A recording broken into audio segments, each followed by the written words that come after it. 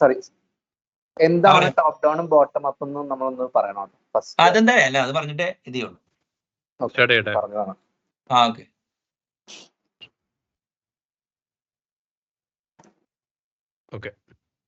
Okay, ഇന്നത്തെ ചർച്ചാ വിഷയം top down learning versus bottom up learning ആണ്. ഇതൊരു വാക്കുകളുടെ പ്രയോഗം മാത്രമല്ല, ഇതിൽ ഒരാൾ ഒരു പരിധിക്കപ്പുറത്തേക്ക് കമ്പ്യൂട്ടർ പ്രോഗ്രാമിങ്ങിൽ ഭൗതിക തലത്തിൽ പോകുന്നുണ്ടെങ്കിൽ ഇതൊരു വളരെ ഇമ്പോർട്ടൻ്റ് ആയിട്ടുള്ള ഒരു ഡിസ്റ്റിങ്ഷൻ ആണ്. ഇതൊരു മ്യൂച്വലി എക്സ്ക്ലൂസീവ് ആയിട്ടുള്ള ലേണിംഗ് മോഡൽ അല്ല. ഇതൊരു റാദർ ദാൻ ഒരു സെഗ്മെന്റേഷൻ ഡിവൈസ് ആയിട്ട്, അതായത് ലേണിങ്ങിനെ ടോപ്പ് ഡൗൺ ലേണിംഗ് ഓക്കെ ഇന്ന കാര്യങ്ങൾ ചെയ്യും, ബോട്ടം അപ്പ് ലേണിംഗ് ഇന്ന കാര്യങ്ങൾ ചെയ്യൂ എന്നുള്ള ഒരു രീതിയിലല്ല പറയുന്നത്. ലേണിംഗ് എന്നുള്ള ആ പ്രതിഭാസത്തെ നിങ്ങൾക്ക് ടോപ്പ് ഡൗൺ പദ്ധതി വെച്ച് ബോട്ടം അപ്പ് പദ്ധതി വെച്ചിട്ടും നിങ്ങൾക്ക് എന്താ പറയാ സമീപിക്കാം എന്നുള്ളതാണ് top down learning versus bottom up learning എന്ന് പറയുന്നത്. അപ്പോ നമുക്ക് ഒരാളൊരു കരിയർ, ഒരു പ്രോഗ്രാമർ, അതായത് അൺലെസ് ഹീസ് ട്രെയിൻഡ് ഇൻ എന്താ പറയാ എലീറ്റ് കോളേജ്, അതായത് ഒരു എഞ്ചിനീയറിംഗ് കോളേജിലോ അല്ലെങ്കിൽ ഒരു RECയിലോ ഒരു IITയിലോ പോയി പ്രോഗ്രാമിംഗ് ട്രെയിൻ ചെയ്യുന്ന ആൾക്കാരെ കുറിച്ചല്ല ഉദ്ദേശിക്കുന്നത്. ഒരു സ്ട്രീറ്റ് പ്രോഗ്രാമർ എന്ന് പറഞ്ഞൊരു പദം ഞാൻ ഉണ്ടാക്കിയിരുന്നു. സ്ട്രീറ്റ് പ്രോഗ്രാമർ എന്ന് പറഞ്ഞു കഴിഞ്ഞാൽ തെരുവ് പ്രോഗ്രാമർ എന്നല്ല അർത്ഥം. അതായത് വരേണ്യ വിദ്യാഭ്യാസ സ്ഥാപനങ്ങളിൽ പോകാതെ ഉദരപൂരണത്തിനായി, ഞാൻ ഇതിനൊരു നിർവചനം വരെ കൊടുത്തിരുന്നു. ഉദരപൂരണം എന്ന് പറഞ്ഞു കഴിഞ്ഞാൽ അരച്ചാൺ വയറിന് വേണ്ടി യന്ത്ര നിഷ്കർഷണ വിദ്യ, അതായത് മെഷീൻ കമ്പ്യൂട്ടർ പ്രോഗ്രാമിങ്ങിനെ ഒരു തൊഴിലായിട്ട് എടുത്ത് കരിയർ തുടങ്ങുന്ന ആളെയാണ് ഞാൻ സ്ട്രീറ്റ്. അയാൾ അവിടെ നിന്ന് പടിപടിയായി പല കാര്യങ്ങൾ പഠിച്ച് മുകളിലോട്ട് വരുന്ന ഒരു സംസ്കാരമുണ്ട് നമ്മുടെ നാട്ടിലുണ്ട്. അപ്പോൾ അത് മാത്രമല്ല, എല്ലാ നാടുകളിലും അതുണ്ട്. അതായത് എല്ലാ പ്രോഗ്രാമിംഗ് ഒരു റെഗുലേറ്റഡ് ഇൻഡസ്ട്രി അല്ലാത്തതുകൊണ്ട് സ്ട്രീറ്റ് പ്രോഗ്രാമേഴ്സ് എല്ലാ നാട്ടിലും ഉണ്ട്. ഓക്കെ, അപ്പൊ സ്ട്രീറ്റ് പ്രോഗ്രാമേഴ്സിന്റെ ഈ ടേം കോയിൻ ചെയ്തത് ഞാനൊരു ബ്ലോഗ് എഴുതിയപ്പോഴാണ് 2012. അപ്പോ എമംഗ് ദ സ്ട്രീറ്റ് പ്രോഗ്രാമേഴ്സ് കൊച്ചിയും സെന്റ് പീറ്റേഴ്സ്ബർഗ് വരുന്ന എന്റെ കമ്പാരിസൺ അന്ന് ആ ബ്ലോഗിൽ. അവിടെയുള്ളവർക്ക് കുറച്ച് മാത്തമാറ്റിക്സ് ശരാശരി കൂടുതൽ അറിയാവുന്നതിന്റെ ഒരു ബെനിഫിറ്റ് ആ സിറ്റിക്ക് ഉണ്ടെന്നുള്ളായിരുന്നു അന്നത്തെ വാദം. അപ്പോൾ ഈ ടോപ്പ് ഡൗൺ എന്ന് പറഞ്ഞു കഴിഞ്ഞാൽ, ഇപ്പൊ ഫോർ എക്സാമ്പിൾ എല്ലാ ആൾക്കാരും പ്രോഗ്രാമിംഗ് ലാംഗ്വേജ് പഠിക്കുന്നത് ആവശ്യമായിട്ടും പഠിച്ചിരിക്കേണ്ടത് ബോട്ടം അപ്പ് ആയിട്ട് തന്നെയാണ്. അതായത് ഇപ്പൊ നമ്മൾ ആദ്യമേ തന്നെ C പഠിക്കുകയാണെങ്കിൽ ഒരു മെയിൻ എഴുതും, പിന്നെ അതിൽ കുറെ പ്രിന്റ് എഫ് സ്കാൻ എഫ് ഒക്കെ വെച്ചിട്ട് കുറച്ച് കാര്യങ്ങൾ ചെയ്യും. പിന്നെ നമ്മൾ കുറച്ചുകൂടി ഗ്രാജുവേറ്റ് ചെയ്തിട്ട് കമാൻഡ് ലൈൻ ആർഗ്യുമെന്റ്സിനെ കുറിച്ച് പഠിക്കും. കമാൻഡ് ലൈൻ ആർഗ്യുമെന്റ്സ് വെച്ചിട്ട് കുറച്ച് Cയിൽ കാണുന്ന DIR, സോർട്ട് അങ്ങനത്തെ യൂട്ടിലിറ്റീസ് ഒക്കെ നമ്മൾ എഴുതി നോക്കും. അത് കഴിഞ്ഞിട്ട് പിന്നെ നമ്മൾ സിസ്റ്റം കോൾസ് പഠിക്കും. അങ്ങനെ പതുക്കെ ബൂട്ട് സ്ട്രാപ്പ് ചെയ്തിട്ടാണ് നമ്മൾ പ്രോഗ്രാമിംഗിൽ കോമ്പറ്റൻസ് വെച്ചിരുന്നത്. C++ കാലഘട്ടത്തിൽ അങ്ങനെയായിരുന്നു. പിന്നെ ഒരു ചെറിയൊരു മാറ്റം വന്നത് ഈ റാപ്പിഡ് ആപ്ലിക്കേഷൻ ഡെവലപ്മെന്റ് ടൂൾസ് വന്നപ്പോഴാണ്. ഇപ്പോൾ വിഷ്വൽ ബേസിക്, ഡെൽഫിയിലൊക്കെ കുറച്ചും കൂടി ഒരു UX സെൻട്രിക് അല്ലെങ്കിൽ UI സെൻട്രിക് ഡെവലപ്മെന്റ് ആയി കഴിഞ്ഞപ്പോൾ ഈ രീതിയിലുള്ള പഠനം പതുക്കെ ബാക്ക് സീറ്റിലോട്ട് പോയി. അതായത് people began to craft business application. നമ്മളിപ്പോ ഒരു ഫോം എടുക്കുക, ആ ഫോമിൽ കുറെ എംപ്ലോയി ഡീറ്റെയിൽസ് ഒക്കെ ഇടുക, അത് ഇൻപുട്ട് എടുക്കുക, എന്നിട്ട് പിന്നെ അവിടെ നിന്ന് ഡാറ്റാബേസിലേക്ക് കൊണ്ടിടുക. ശരിക്കും പറഞ്ഞാൽ അതും ബോട്ടം അപ്പ് തന്നെയാണ് ഇന്നത്തെ സ്റ്റാൻഡേർഡ് വെച്ച് നോക്കുമ്പോൾ. ഓക്കെ, അപ്പൊ ബോട്ടം അപ്പ് എന്ന് പറഞ്ഞു കഴിഞ്ഞാൽ നിങ്ങൾ ഡു ആൻഡ് ലേൺ, അതാണ് അപ്രോച്ച്. എന്ന സ്ഥാനത്ത് മറ്റൊരു അപ്രോച്ച് ഉണ്ട്. അതായത് റാദർ ദാൻ ആക്ച്വലി എന്താ പറയാ learn about algorithms, right some, പണ്ടത്തെ കാലത്താണെങ്കിൽ സ്യൂഡോ കോഡ് എഴുതും, and then you program into a language. അതായത് ഇപ്പൊ കൺസെപ്റ്റിൽ നിന്ന് കോഡിലോട്ട് വരുന്ന ഒരു സംസ്കാരമുണ്ട്. അതാണ് എന്താ പറയാ ടോപ്പ് ഡൗൺ റീസണിങ് എന്ന് പറയുന്നത്. അപ്പോ ഞാൻ മുന്നോട്ട് വയ്ക്കുന്ന പ്രമേയം എന്താന്ന് വെച്ച് കഴിഞ്ഞാല്, ഒരാള് ആദ്യകാലങ്ങളിൽ അയാളുടെ ആദ്യ സിസ്റ്റവും ആദ്യത്തെ പ്രോഗ്രാമിംഗ് ലാംഗ്വേജ് ഒക്കെ ബോട്ടം അപ്പ് ആയിട്ട് തന്നെ പഠിക്കണ്ടേ. പിന്നെ അതൊരു കണ്ടിന്യൂ ആണ്. അതായത് ആസ് ദ ടൈം പ്രൊസീഡ് അയാള് പതുക്കെ ടോപ്പ് ഡൗൺ ലേണിംഗിലോട്ട് സ്വിച്ച് ചെയ്യണം. അപ്പോൾ റീസണിങ് ടോപ്പ് ഡൗൺ ആയിട്ട് ഇംപ്ലിമെന്റേഷൻ ബോട്ടം അപ്പ് ആയിട്ട് ചെയ്യുന്നതാണ് കുറച്ചുകൂടി നല്ലത്. പക്ഷെ ഇപ്പൊ ടോപ്പ് ഡൗൺ റീസണിങ് ഞാനൊരു മുന്നോട്ട് വെച്ചേക്കണ ഒരു പതിവേയുള്ള സാധനം എന്ന് വെച്ച് കഴിഞ്ഞാൽ, ഫസ്റ്റ് തന്നെ ഏതൊരു പ്രോഗ്രാമും നമുക്ക് പ്ലാൻ ചെയ്യാൻ സാധിക്കണം. അപ്പൊ പ്ലാൻ ചെയ്യണമെന്നുണ്ടെങ്കിൽ നിങ്ങൾക്ക് എക്സ്പീരിയൻസ് വേണം. പക്ഷെ എക്സ്പീരിയൻസ് ഇല്ലെങ്കിൽ തന്നെ യു ക്യാൻ പൂൾ ഐഡിയാസ്. അപ്പൊ പ്ലാനിങ് ഉണ്ട്. പ്ലാനിങ് കഴിഞ്ഞ് കഴിഞ്ഞാൽ പിന്നെ നമ്മൾ ആർക്കിടെക്റ്റിംഗ് സ്റ്റേജ് ആണ്. ആർക്കിടെക്ചർ അതായത് structural aspect of the system, data flow എങ്ങനെയാണ്, കൺട്രോൾ ഫ്ലോ എന്താണ്, എന്തൊക്കെയാണ് ഈ കീ സബ് സിസ്റ്റംസ് അവർ തമ്മിൽ എങ്ങനെ ഇന്ററാക്ട് ചെയ്യണം എന്നുള്ളതാണ് ആർക്കിടെക്ചർ. പിന്നെ അവിടുന്ന് അതിന്റെ ഓരോ സബ്സിസ്റ്റവും പിന്നെ അതിന്റെ ഇന്റഗ്രേഷനും ആ സബ്സിസ്റ്റത്തിന്റെ ഉള്ളിൽ എന്ത് കിടക്കണം എന്നുള്ള ബിഹേവിയറൽ ആസ്പെക്ട് ആണ് ഡിസൈനിൽ വരുന്നത്. പിന്നെ ഇന്നത്തെ കാലത്താണെങ്കിൽ അത് നമുക്ക് ഒബ്ജക്റ്റ് ഓറിയന്റഡ് പ്രോഗ്രാമിംഗിൽ ചെയ്യണോ, ഫങ്ഷണൽ പ്രോഗ്രാമിംഗ് ഉപയോഗിച്ച് ചെയ്യണോ, അതെയോ ഡാറ്റ ഓറിയന്റഡ് പ്രോഗ്രാമിംഗ് വേണോ, അതെയോ റിയാക്റ്റീവ് പ്രോഗ്രാമിംഗ് ആണ് ഇവിടെ ബെസ്റ്റ്. അപ്പൊ അങ്ങനത്തെ പ്രോഗ്രാമിംഗ് മോഡൽ തിരഞ്ഞെടുക്കണം നിങ്ങളുടെ ഡിസൈൻ കോഡിലോട്ട് റിയലൈസ് ചെയ്യാൻ. ഇപ്പൊ പ്രോഗ്രാമിംഗ് മോഡൽ ചെയ്താൽ മാത്രം പോരാ, അതിൽ തന്നെ നിങ്ങൾക്ക് ഇംപ്ലിമെന്റേഷൻ ഇഡിയംസ് ഒക്കെ ഉണ്ട്. അതാണ് ഇംപ്ലിമെന്റേഷൻ സ്ട്രാറ്റജി.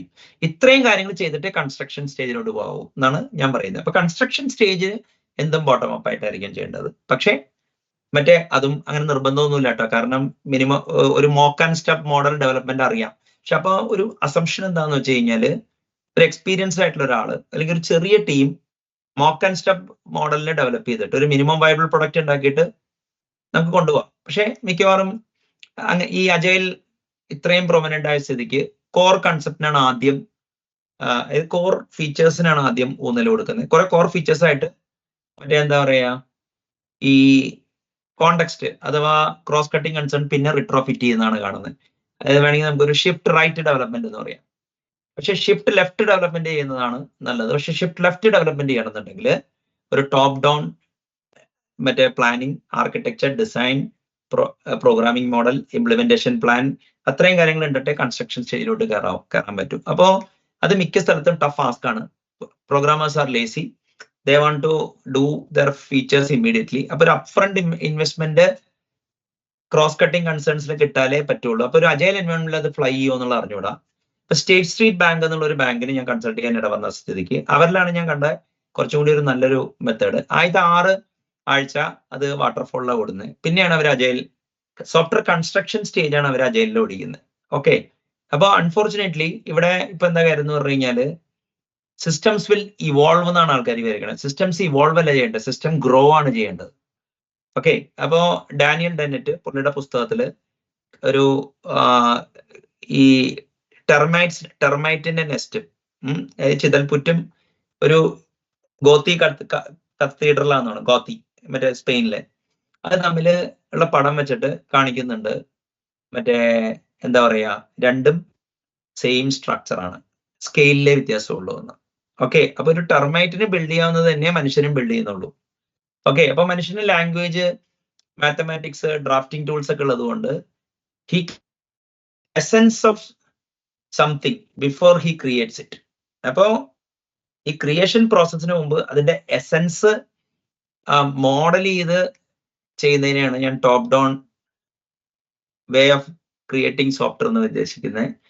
മറ്റേ ബോട്ടം അപ്പ് എന്ന് പറഞ്ഞാൽ you code something, new features will emerge, അങ്ങനെ ഇവോൾവ് ചെയ്ത് if business is able to sustain it eventually you will refactor and reach the goal. ചിലപ്പോൾ ആഫ്റ്റർ 3 years, ഇപ്പൊ ഞാൻ എന്റെ ഒരു സ്കെയിൽ എന്ന് പറഞ്ഞു കഴിഞ്ഞാൽ ഒരു 2/3 ആക്സിലറേഷൻ ഉണ്ടെന്നാണ് ടോപ്പ് ഡൗൺ ഡിസൈനിന്. അതായത് ടോപ്പ് ഡൗൺ ആയിട്ട് ഒരു കൺസെപ്ച്വലി കൊഹിയറന്റ് ആയിട്ട് ഒരു സിസ്റ്റം ഡിസൈൻ ചെയ്യുകയാണെങ്കിൽ ഒരു 2 years കൊണ്ട് തീരുന്ന സാധനം ബോട്ടം അപ്പ് ചെയ്യണമെങ്കിൽ ഇപ്പൊ 3 years 4 years എടുത്തേക്കാം. അപ്പൊ കുറച്ചും കൂടി ഒരു പ്രഡിക്റ്റബിൾ ആക്ടിവിറ്റിയാണ് ടോപ്പ് ഡൗൺ, അതായത് കൺസെപ്റ്റ് കോഡ് അല്ലെങ്കിൽ മോഡൽ ടു ഇംപ്ലിമെന്റേഷൻ. മനസ്സിലായില്ലേ? അപ്പൊ അങ്ങനെ വരുമ്പോ എന്താ കാര്യം എന്ന് പറഞ്ഞു കഴിഞ്ഞാൽ you can detect problems very early.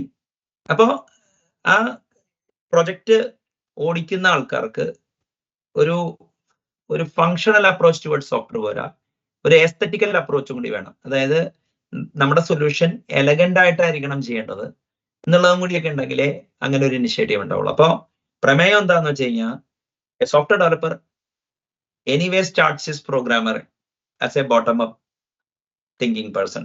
അത് but after a couple of projects he should be able to invert the whole process and he should be able to take his ideas, the concept to code.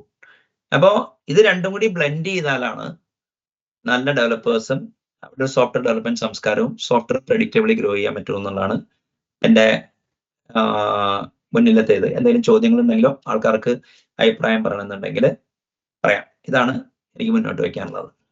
പറഞ്ഞു. ഈ top two top down എന്ന് പറയുമ്പോൾ നമ്മള് തുടക്കം തന്നെ എല്ലാം അറിയണം എന്നുള്ള ഒരു ഇതുണ്ടോ, അതോ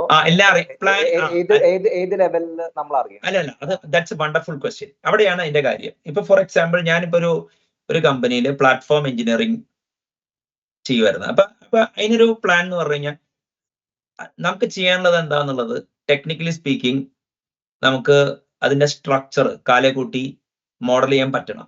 അത് ബ്രെയിൻ പൂൾ ചെയ്താൽ പറ്റും. അപ്പൊ കൺസ്ട്രക്ഷൻ സ്റ്റേജിൽ നിങ്ങൾ ചീറ്റ് ചെയ്തോളൂ, മനസ്സിലായല്ലേ? Planning, architecture, design, programming model കാലെ കൂട്ടി നിങ്ങൾ അതിനുവേണ്ടി ഇപ്പൊ അതിന് ഞാൻ ഒരു കാര്യം പറഞ്ഞുതരാം. ഇത് ചെയ്യാനുള്ള ഏറ്റവും ബെസ്റ്റ് പരിപാടി എന്ന് വെച്ച് കഴിഞ്ഞാൽ വേൾഡിൽ സോഫ്റ്റ്വെയർ 5 രീതിയിൽ എക്സ്റ്റെൻഡ് ചെയ്യാൻ പറ്റുള്ളൂ. Plugin, scripting language, DSL, connectors, bridge. Okay, നിങ്ങൾക്ക് അതിന്റെ ഒരു ടൂൾ കിറ്റ് ഉണ്ടെന്ന് വിചാരിച്ചോ. ഇനി വേൾഡിൽ 4 രീതിയിലെ സിസ്റ്റം ഇന്റഗ്രേറ്റ് ചെയ്യാൻ പറ്റുള്ളൂ. മറ്റേ ഫയൽ ബേസ്ഡ്, മറ്റേ resource based, resource tier integration, അഥവാ അതിപ്പോ ഇമെയിലോ ഡാറ്റാബേസോ mostly databases, point to point asynchronous messaging, പിന്നെ കുറച്ച് ക്രോസ് കട്ടിങ് കൺസേൺ ആയ RBAC. ഇതെല്ലാം തീരുമാനിച്ചു കഴിഞ്ഞാൽ പിന്നെ ഇറ്റ്സ് വെരി ഈസി ടു ഒരു മൈക്രോ കേർണൽ ആർക്കിടെക്ചർ എന്നാണ് ഇപ്പൊ തോട്ട് വർക്സിലെ മാർക്ക് റിച്ചർഡ്സ് അദ്ദേഹത്തിന്റെ ബുക്കിൽ വിളിക്കുന്നത്. ഈ മറ്റേ എല്ലാ കാര്യങ്ങളും പ്ലഗിൻ ആയിട്ട് നമുക്ക് സിസ്റ്റത്തിലോട്ട് ആഡ് ചെയ്യാം. ആ പ്ലഗിൻ നമുക്ക് പെർഫോമൻസ് പ്രശ്നമാണെങ്കിൽ ലോ ടൈം പ്ലഗിൻ ആക്കിയാൽ മതി, റൺ ടൈം പ്ലഗിൻ ആക്കേണ്ട കാര്യമില്ല. അപ്പൊ വിസിബിലിറ്റി കിട്ടുമെന്നാണ് എന്റെ അഭിപ്രായം ശ്രീത്തെ. പക്ഷെ ആ ലാംഗ്വേജ് സ്പീക്ക് ചെയ്യുന്ന ഒരു ടീം ഉണ്ടായി എടുക്കാനുള്ള ബുദ്ധിമുട്ടാണ്. അതിന് ബജറ്റ് അനുവദിക്കില്ല. അപ്പൊ പല മോട്ടിവേഷണൽ ഡെവലപ്പേഴ്സ് വരുമ്പോഴാണ് ഇത് മറ്റേ കോംപ്ലിക്കേഷൻ ആവുന്നത്. പക്ഷേ ഇതിന്റെ ഓണർ ഇവൻച്വലി അയാളുടെ ലോജിക്കൽ മോഡലിലോട്ട് എല്ലാ ഫിസിക്കൽ അസറ്റ്സ് ചെയ്യുകയാണെങ്കിൽ വളരെ ദൂരം മുന്നോട്ട് പോകാന്നുള്ളതാണ് എന്റെ അനുഭവം കാണിച്ചത്. Even if the staff is not cooperating the way you think they should.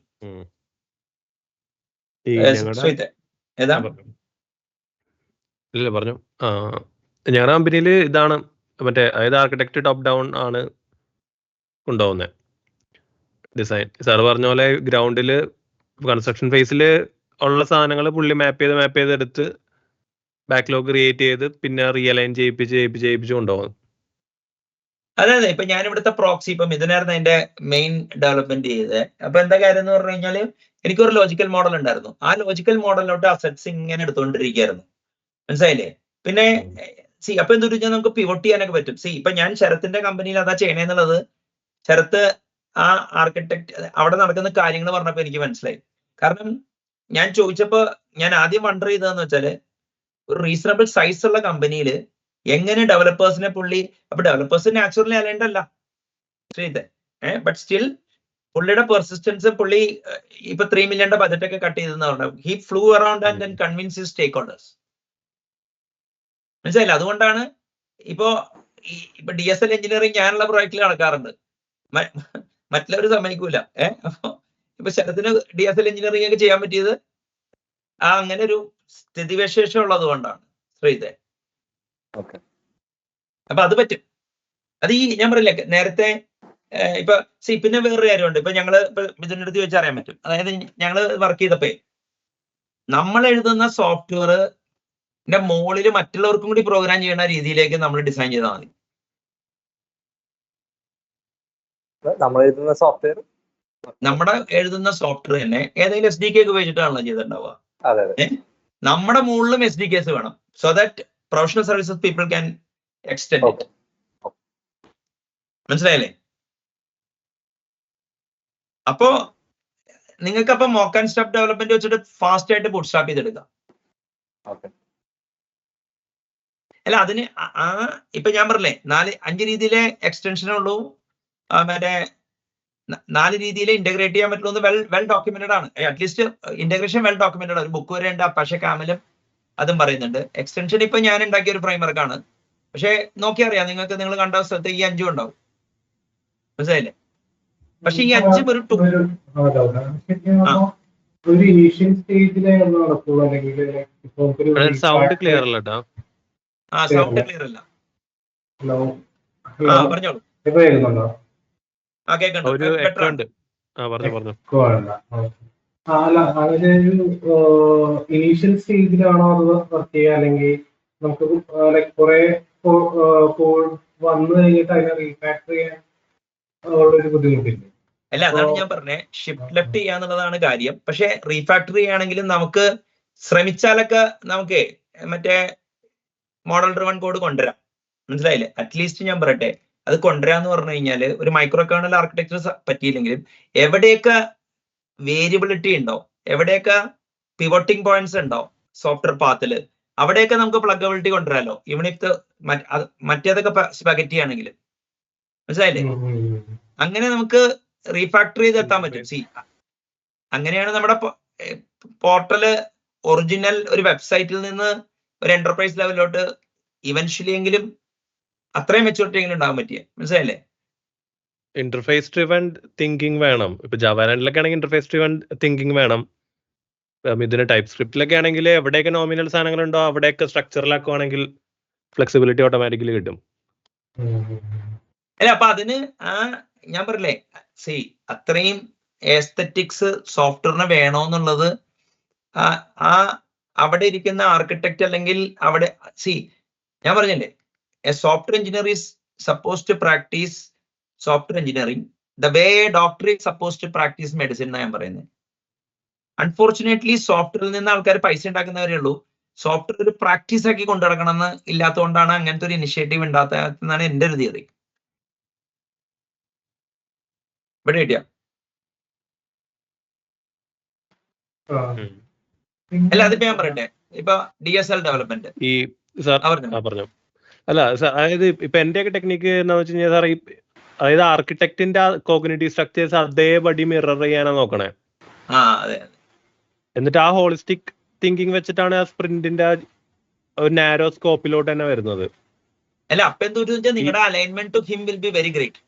അതെ അതെ. അല്ലെങ്കിൽ ആർബിട്രറി ആയിട്ട് തോന്നും. അല്ല, അതിപ്പോ അത് കറക്റ്റാ. ആ പോയിന്റ് ഭയങ്കര ഇമ്പോർട്ടന്റ് ആണ് ഇതിന്. എന്നുവെച്ചാലേ, ഞാനൊരു ഇന്റഗ്രേഷൻ പ്ലാറ്റ്ഫോം മറ്റേ ടൂൾ കിറ്റ് പ്രോട്ടോടൈപ്പ് ചെയ്തില്ലേ, അപ്പൊ ഞാൻ അതിന്റെ വെറുതെ കുറെ ആൾക്കാർക്ക് മെയിൽ ഇട്ട്. അപ്പൊ എല്ലാരും പറയണേ, എന്തിനാ വളച്ചു വാരി എഴുതണേ, നിങ്ങൾക്ക് എല്ലാം കൂടി ഒരു സ്വിച്ച് കേസിൽ ഇട്ടാ പോരെയെന്ന്. അപ്പൊ ഞാൻ ലോജിക്കിനെ 10 വേ സ്പ്ലിറ്റ് ചെയ്ത എന്തിനാ? ലോജിക്ക് ഇൻഡിപെൻഡന്റ് ആയിട്ടുള്ള ആഡ് ചെയ്യാനാ. മറ്റേതാണ് അതിന്റെ ഉള്ളോട്ട് ആഡ് ചെയ്യണ്ടേ. അപ്പൊ premature optimization is the root of all evil എന്ന് കേട്ടിട്ടുണ്ടോ? എനിക്ക് അപ്പോഴാ അതാ ഓർമ്മ വന്നത്. ഇവര് ആദ്യം തന്നെ എന്ത് പറയുമ്പോ റിഫ്ലക്ഷൻ ഉപയോഗിച്ചാൽ പെർഫോമൻസ് പ്രശ്നമുണ്ട്, എന്തിനാണ് ഓവർ എഞ്ചിനീയർ ചെയ്യണേ, യാഗ്നി ഡ്രൈ ഒക്കെ കൊണ്ടുവരും. മനസ്സിലായില്ലേ? അത് ശരിക്കും പറയും ഇവര് മര്യാദയ്ക്ക് ഇംഗ്ലീഷ് വായിക്കാത്തതിന്റെ കുഴപ്പമാ. അപ്പൊ ശ്രീത, ഇത് സോഫ്റ്റ്വെയർ ഡെവലപ്മെന്റിൽ മാത്രമല്ല കേട്ടോ, ലേണിംഗിലും ഇത് ബാധകമെന്നാണ് ഇവിടെ ആ ചരിത്രം പറഞ്ഞത്. അല്ല, അവിടെയാണ് mechanism design versus functional features വരുന്നത്. മെക്കാനിസം ഡിസൈനില് മറ്റേത് പറ്റില്ല. ലോങ് ടേം വിഷനിൽ ആണ് മെക്കാനിസം ഡിസൈൻ ചെയ്യണേ. അല്ല, അത് ഇപ്പൊ അത് ഞാൻ കുറച്ചുകൂടി സരളമായ ഭാഷ പറഞ്ഞുതരാം. ഈ മെക്കാനിസം ഡിസൈൻ എന്ന് പറഞ്ഞ ഇപ്പൊ മെക്കാനിസം ഡിസൈനിന്റെ ഒരു ക്ലാസിക് എക്സാമ്പിൾ അല്ല, ഒരു ഗുഡ് എക്സാമ്പിൾ ആണ് യൂണിക്സ് ഓപ്പറേറ്റിംഗ് സിസ്റ്റം. ആർക്കെങ്കിലും എതിർപ്പുണ്ടോ? യുണിക്സ് പറയുന്നത് എന്താ അറിയാമോ? Operating system gives you mechanism, policy has to be set by the user. ഇവിടെ കിട്ടിയ അങ്ങനെയാണ് അവർ എന്ത് ചെയ്ത് ഭയങ്കര എക്സ്റ്റെൻസീവ് കോൺഫിഗറേഷൻ ലാംഗ്വേജ് സപ്പോർട്ട് ചെയ്ത്. അതിന് ഇഫും വയലും വെച്ചപ്പോൾ അത് ഷെൽ സ്ക്രിപ്റ്റ് ആയി. പിന്നെ അവർ പറഞ്ഞു every program is a command and every command is a program. അപ്പൊ എന്ത് പറ്റിയെന്ന് വെച്ചാൽ any C program you write can be part of the command structure. പിന്നെ commands can be compose together using pipe operators. അങ്ങനെ കൊച്ചു കൊച്ചു കാര്യങ്ങൾ നിങ്ങൾക്ക് ഇങ്ങനെ സ്ട്രിങ് ചെയ്ത് ബിഗ് തിങ്സ് ചെയ്യാന്നുള്ളതാണ് യൂണിക്സിന്റെ ആ ഒരു മിനിമലിസ്റ്റിക് ആർക്കിടെക്ചർ. നമുക്കൊരു നല്ല മാതൃകയാ even to bootstrap a business application. അല്ലേ? മനസ്സിലായോ?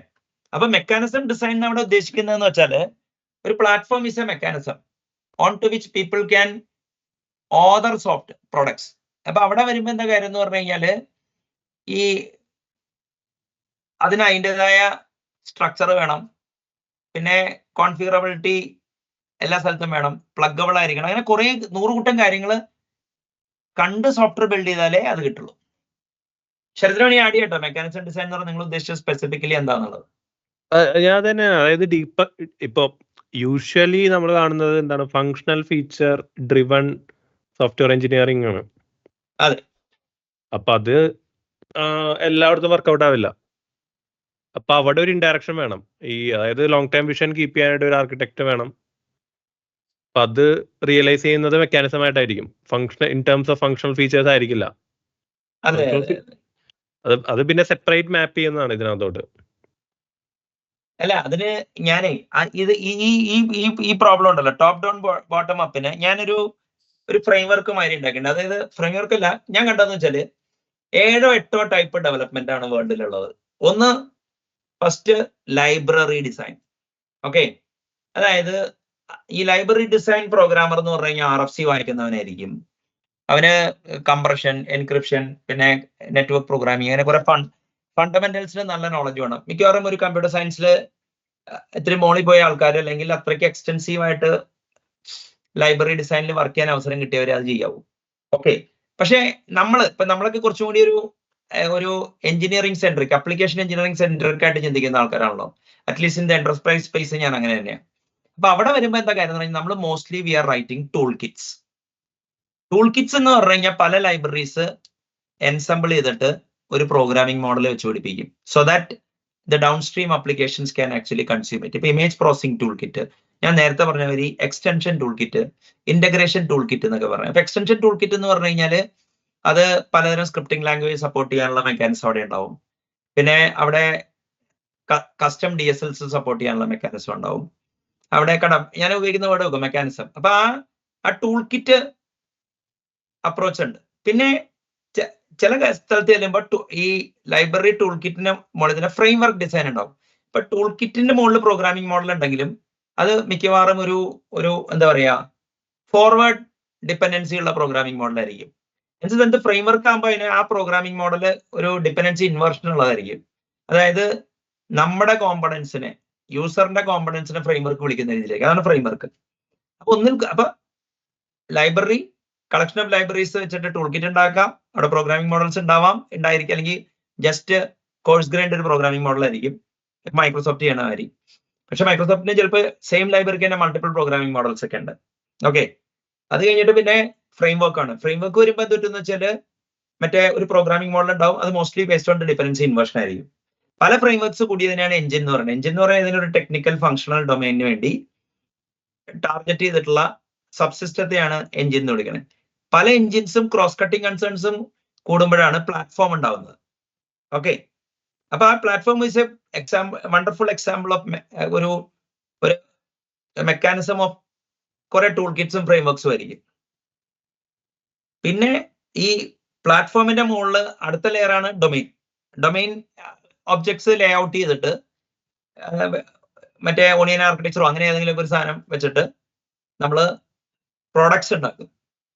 ആ products services and professional services team which provides ഈ services and solutions will act under A consulting team. അപ്പൊ ഒരു കൺസൾട്ടിംഗ് ലെവൽ ഉണ്ട്, സർവീസസ് സൊല്യൂഷൻസ് ആപ്ലിക്കേഷൻ ലെവൽ ഉണ്ട്, രണ്ടാമത്തെ ലെവലാണ്.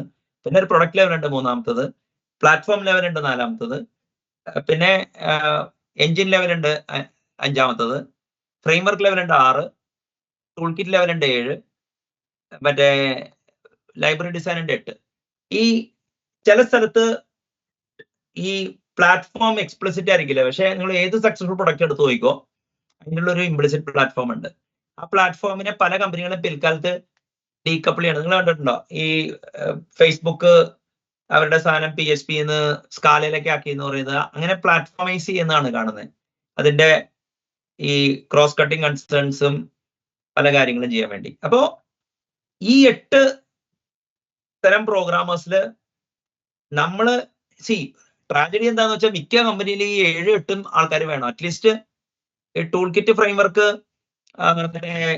എൻജിൻസും പ്ലാറ്റ്ഫോം എഴുതുന്ന ഒരു ടീം തന്നെ ഉണ്ടാവും. പിന്നെ ആപ്ലിക്കേഷൻ സർവീസ് കൊടുക്കുന്ന ടീമുണ്ട്. അറ്റ്ലീസ്റ്റ് 3 ടീമെങ്കിലും ഉണ്ടാവും കൊളാപ്സ് ചെയ്തിട്ട്. അപ്പൊ നിങ്ങൾ സോഫ്റ്റ്വെയറിനെ അങ്ങനെ കാണുകയാണെങ്കിൽ നിങ്ങൾക്ക് ക്വിക്ക്ലി നമുക്ക് ബൂട്ട്സ്ട്രാപ്പ് ചെയ്തെടുക്കാം. കാരണം സ്റ്റാർട്ടർ കിറ്റ്സ് ഒക്കെ ഇന്ന് അവൈലബിൾ ആണ്.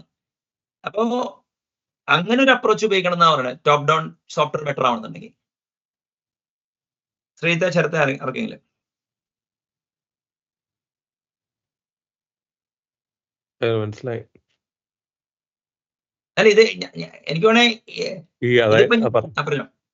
അതായത് ഫ്രം ഒരു എഞ്ചിനീയറിന്റെ ആക്ഷൻ പ്ലാന്റെ പോയിന്റ് ഓഫ് വ്യൂല് നമ്മൾ ഈ ടൂൾ ഇങ്ങനത്തെ അസറ്റ്സ് കളക്ട് ചെയ്ത് വെക്കാം, മെന്റൽ മോഡൽസ് കൺസ്ട്രക്ട് ചെയ്ത് വെക്കുക എന്നുള്ളതാണ് സ്ട്രാറ്റജി. അതെ അതെ തീർച്ചയായും. അല്ല ഇതിപ്പോ ഞാൻ പറയട്ടെ, ഇതിപ്പോ ശരിക്കും ഈ എന്താ പറയാന്ന് പറഞ്ഞാലേ, ഇപ്പൊ ഞാനിപ്പോ ചെസ്റ്റ ഡാറ്റയില് VP ഓഫ് എഞ്ചിനീയറിംഗ് ആയപ്പോഴേ ആ കമ്പനിയുടെ അന്നത്തെ അംബിഷൻ വരെ ഹ്യൂജ് ആയിരുന്നു. അപ്പൊ എനിക്കൊരു ഡൗട്ട് വന്നു.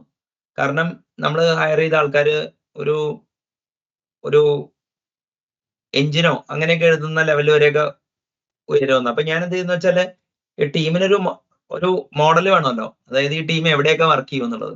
അതായത് വേഴ്സ്റ്റ് കേസിൽ അപ്ലിക്കേഷൻ സർവീസസ് മറ്റേ സൊല്യൂഷൻസ് ലെവലില് നമ്മുടെ ടീമിനെ പെഗ് ചെയ്യാൻ വേണ്ടിയാണ് ഞാൻ ആ മോഡൽ ഉണ്ടാക്കി. അപ്പൊ ഓരോന്നിനും ട്രേഡ്സ് നോക്കി കുറെ ആൾക്കാരുടെ ഡിസ്കസ് ചെയ്ത് കഴിഞ്ഞപ്പോ ഈ ടെക്നിക്കലി സ്പീക്കിംഗ് ഈ 8 ലെവലിലും ഒരാൾക്ക് വർക്ക് ചെയ്യാം. മനസ്സിലായില്ലേ? Provide that he takes A broader outlook of software. മനസ്സിലായില്ലേ? അത് ഒരു സിസ്റ്റമാറ്റിക് ഒരു നോളജ് അക്യൂമുലേഷൻ സ്ട്രാറ്റജി വേണം. അപ്പൊ അതിന് നമ്മൾ ചെയ്യേണ്ടതെന്ന് വെച്ച് കഴിഞ്ഞാല് top down learning models practice ചെയ്യുന്നത്. അതിപ്പോ ഞാൻ അതിന് തന്നെ ഒരു കൺസെപ്റ്റ് ഞാൻ ചെസ്റ്റ് ഡാറ്റയിൽ തന്നെ ഉള്ളപ്പോ ഉണ്ടാക്കി. അതായത് നമുക്ക് എല്ലാവർക്കും ഏതെങ്കിലും ഒരു പർട്ടിക്കുലർ സബ്ജക്റ്റിൽ വർക്ക് ചെയ്യുമ്പോൾ നമുക്ക് പ്രൊസീജറൽ സ്കിൽസ് വയ്ക്കുന്നത്, അല്ലെങ്കിൽ പ്രൊസീജറൽ നോളജാണ് നമുക്ക് കിട്ടുന്നത്, പ്രക്രിയാധിഷ്ഠിത ജ്ഞാനം. ഈ പ്രൊസീജിയേഴ്സിൽ നിന്ന് നമുക്ക് വേണമെങ്കിൽ some people describe it well. നമ്മുടെ നാട്ടിലൊക്കെ നല്ല കമ്മ്യൂണിക്കേഷൻ സ്കിൽ ഉണ്ടെന്ന് പറയുന്നവര്, അവര് ശരിക്കും പറഞ്ഞു കഴിഞ്ഞാല് വെർബൽ നോളജ് അവർക്കുള്ളത്. അവരുടെ നോളജ് ടാക്സോണമി ലെവലിൽ ഒതുങ്ങി നിൽക്കും. പക്ഷെ ശരിക്കും കുറച്ചും കൂടി ഡീപ്പ് നോളജ് വേണമെങ്കിൽ നിങ്ങളുടെ പ്രൊസീജറൽ നോളജിനെ ടാക്സോണമിയിൽ നിന്ന് അതിന്റെ ഓണ്ടോളജി വരെ കൊണ്ടുപോകണം. അതിനെയാണ് കൺസെപ്ച്വൽ നോളജ് എന്ന് പറയുന്നത്. ഓക്കെ, അപ്പൊ കൺസെപ്ച്വൽ നോളജിന്റെ കുറച്ചുകൂടി മുകളിലുള്ളതാണ്, കുറെ കൺസെപ്റ്റ്സ് കൂടിയതാണ് സിസ്റ്റം നോളജ് എന്ന് പറയുന്നത്. അപ്പൊ സിസ്റ്റംസ് എന്ന് പറഞ്ഞു കഴിഞ്ഞാൽ ഒരു മോഡലിന്റെ പല ഇൻസ്റ്റൻസസ് ആയിരിക്കും. അപ്പൊ സിസ്റ്റം നോളജിനെ റിഫൈൻ ചെയ്ത് കഴിഞ്ഞാൽ മോഡൽ ലെവൽ നോളജ് ആയി. ഇനിയിപ്പോ ഈ മോഡൽ ലെവൽ നോളജിനെ കുറെ മോഡൽസ് ഒക്കെ കൂടി നമുക്ക് ഒരു മെഗാ മോഡൽസ് ഉണ്ടാക്കാം, അല്ലെങ്കിൽ സ്കീമാറ്റിക് നോളജ് എന്ന് പറയും. ഓക്കെ, പിന്നെ അതിന് മുകളിലാണ് ഫോർമൽ നോളജ് ഇരിക്കുന്നത്. ഫോർമൽ നോളജ് എന്ന് പറഞ്ഞാൽ മാത്തമാറ്റിക്കൽ നോളജ്. അപ്പൊ ഒരു ബോട്ടം അപ്പ് പെർസ്പെക്റ്റീവ് പറഞ്ഞു കഴിഞ്ഞാൽ procedural knowledge, verbal knowledge, conceptual knowledge, system knowledge, model knowledge, schema level knowledge, മറ്റേ ഫോർമൽ നോളജ്. അല്ലെങ്കിൽ തിരിച്ചു പറയുകയാണെങ്കിൽ formal, schema, model, system, concept, verbal, procedural. മനസ്സിലായില്ലേ? അപ്പൊ ഇത് നൈസ്ലി നോക്കിക്കഴിഞ്ഞാൽ നിങ്ങൾക്ക് ഒന്നാമത് ഈ ടാക്സോണമി എന്താണെന്ന് കറക്റ്റ് ആയിട്ട് ഇതിന്റെ ആട്രിബ്യൂട്ട്സ് അറിയാമെങ്കിൽ നിങ്ങൾ നോളജ് കറക്റ്റ് ആയിട്ട് ഇൻജസ്റ്റ് ചെയ്ത് കഴിഞ്ഞാൽ matter of months you can turn your psyche around. അപ്പൊ അൺഫോർച്ചുനേറ്റ്ലി ഈ നമ്മുടെ നാട്ടിലെ പല ആർക്കിടെക്ട്സും വെർബൽ നോളജിൽ ഒതുങ്ങാണ്. അത് ശരിക്കും പറഞ്ഞു കഴിഞ്ഞാൽ വെർബൽ ജഗ്ലറിയാണ് നടത്തുന്നത്. അപ്പൊ അപ്പൊ ടോപ്പ് ഡൗൺ ലേണിംഗ് എന്ന് പറഞ്ഞു കഴിഞ്ഞാൽ ഇപ്പൊ ഫോർമൽ നോളജിൽ നിന്ന് എല്ലാം മറ്റേ ഈ പ്രൊസീജറൽ നോളജിലേക്ക് എത്തിക്കാന്ന് പറഞ്ഞാൽ പ്രായോഗികമല്ല. അറ്റ്ലീസ്റ്റ് സ്കീമാറ്റിക് നോളജിൽ നിന്നെങ്കിലും തുടങ്ങണം എന്നാണ് എന്റെ അഭിപ്രായം.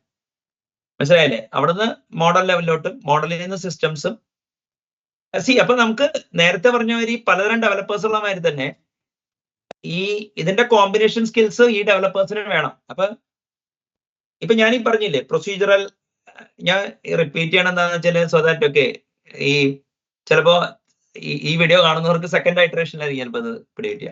അപ്പൊ ഈ പറയുന്ന സാധനം നമ്മൾ കുറച്ചും കൂടി നോക്കിക്കഴിഞ്ഞാലേ, ഒരു മാർട്ടിൻ ഗാർഡ്നർ എന്ന് പറഞ്ഞ ഒരാള് 1983 9 ലെവൽസ് ഓഫ് ഇന്റലിജൻസ് ഉണ്ടെന്ന്, എക്സാക്ട് മാപ്പിംഗ് ഇല്ല, പറഞ്ഞിട്ടുണ്ട്. അപ്പൊ അയാളുടെ കണ്ണില് എന്താ കാര്യം എന്ന് പറഞ്ഞു കഴിഞ്ഞാൽ, നമ്മളൊക്കെ ഇവിടെ പൊതുവെ അവൻ ഇന്റലിജന്റ് ആണ്, അവൻ തലക്കലനാന്ന് പറയുന്നത് വെച്ചാല് ലോജിക്കോ മാത്തമാറ്റിക്കൽ ഇന്റലിജൻസാ.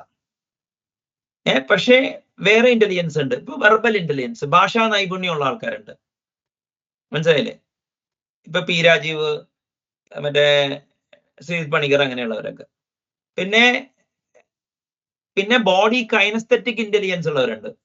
ഇപ്പൊ ഹനുമാൻ കൈൻഡ്, അല്ലെങ്കിൽ അങ്ങനെ കുറെ എന്താ പറയാ ഡാൻസേഴ്സ്, പ്രഭുദേവ, അതൊക്കെ ബോഡി കൈനസ്തെറ്റിക് ഇന്റലിജൻസ് ആണ്. പിന്നെ ഉള്ളത് സ്പേഷ്യൽ ഇന്റലിജൻസ് ആണ്. അതായത് ഇപ്പൊ കാർ ഓടിക്കുക, അല്ലെങ്കിൽ മറ്റേ റിവേഴ്സ് പാർക്ക് ഒക്കെ ചെയ്യുക. അപ്പൊ അവിടെ ഒരു ബുക്ക് തന്നെ ഉണ്ട്, men are from Mars, women are from Venus. അപ്പൊ സ്ത്രീകൾക്ക് സ്പേഷ്യൽ ഓറിയന്റേഷൻ കുറവാണെന്നൊക്കെ അവിടെ ഇത് ചെയ്യേണ്ടത്. അതാണ് സ്പെഷ്യൽ ഇന്റലിജൻസ്. പിന്നെ അടുത്ത ഇന്റലിജൻസ് എന്ന് പറഞ്ഞു കഴിഞ്ഞാൽ ഇൻട്രാ പേഴ്സണൽ ഇന്റലിജൻസ് ആ. അതായത് നിങ്ങൾക്ക് നിങ്ങളെ കുറിച്ചുള്ള ഇന്റലിജൻസ്, മനസ്സിലല്ലേ, കോൺഷ്യൻസ്, മനസാക്ഷി, അങ്ങനെയൊക്കെ ഉള്ളത്. പിന്നെ അടുത്തതെന്ന് പറഞ്ഞാൽ ഇന്റർപേഴ്സണൽ ഇന്റലിജൻസ്, അതായത് മറ്റാൾക്കാരായിട്ടുള്ള സംവേദനത്തിന്റെ ഇന്റലിജൻസ്, മനസ്സിലായില്ലേ. പിന്നെ ഉള്ളത് നാച്ചുറലിസ്റ്റിക് ഇന്റലിജൻസ്. ഇപ്പൊ തേനപ്പൊ കിട്ടും, മറ്റേ ഈ ചിങ്ങമാസത്തില് ചില മറ്റേ മരങ്ങള് മറ്റേ കായ്കള് പഴുക്കും, അല്ലെങ്കിൽ ചാകരയപ്പ ഉണ്ടാവും. അങ്ങനത്തെയൊക്കെ നാച്ചുറലിസ്റ്റിക് ഇന്റലിജൻസ്, തേനൊക്കെ പിടിക്കാനും കടന്നൽക്കൂട്ടിലൊക്കെ കൈയിടാനുള്ള കഴിവ്.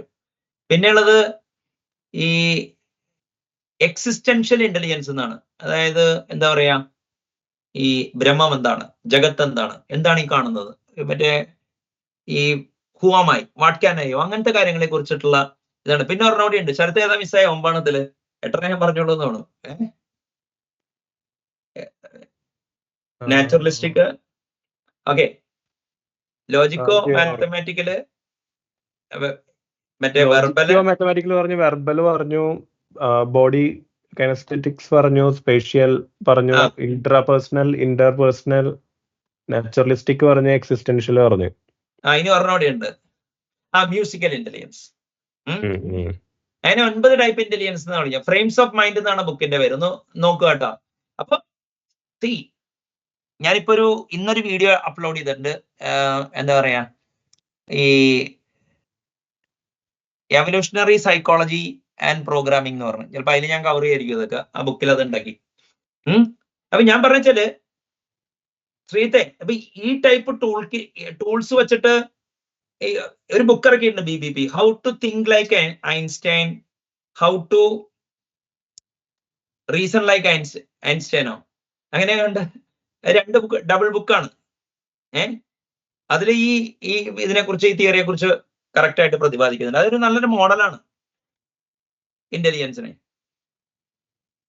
അപ്പൊ ഞാൻ പറഞ്ഞു കഴിഞ്ഞാല് ഈ ഇപ്പൊ ഞാൻ നേരത്തെ പറഞ്ഞില്ലേ, പ്രൊസീജറൽ വെർബൽ എന്നുള്ളത് ഞാൻ എന്റെ വർക്കിന്റെ ഭാഗമായിട്ട് ഈ ആൾക്കാരെ എങ്ങനെയൊക്കെ ട്രെയിൻ ചെയ്യാന്നുള്ളത് നോക്കിയപ്പോ കണ്ടുപിടിച്ചാണ്. മറ്റേത് സ്റ്റഡിയൊക്കെ നടത്തിയിട്ടുള്ളതാണ്, മറ്റേ മാർട്ടിൻ ഗാർഡറിന്റെ മോഡല്.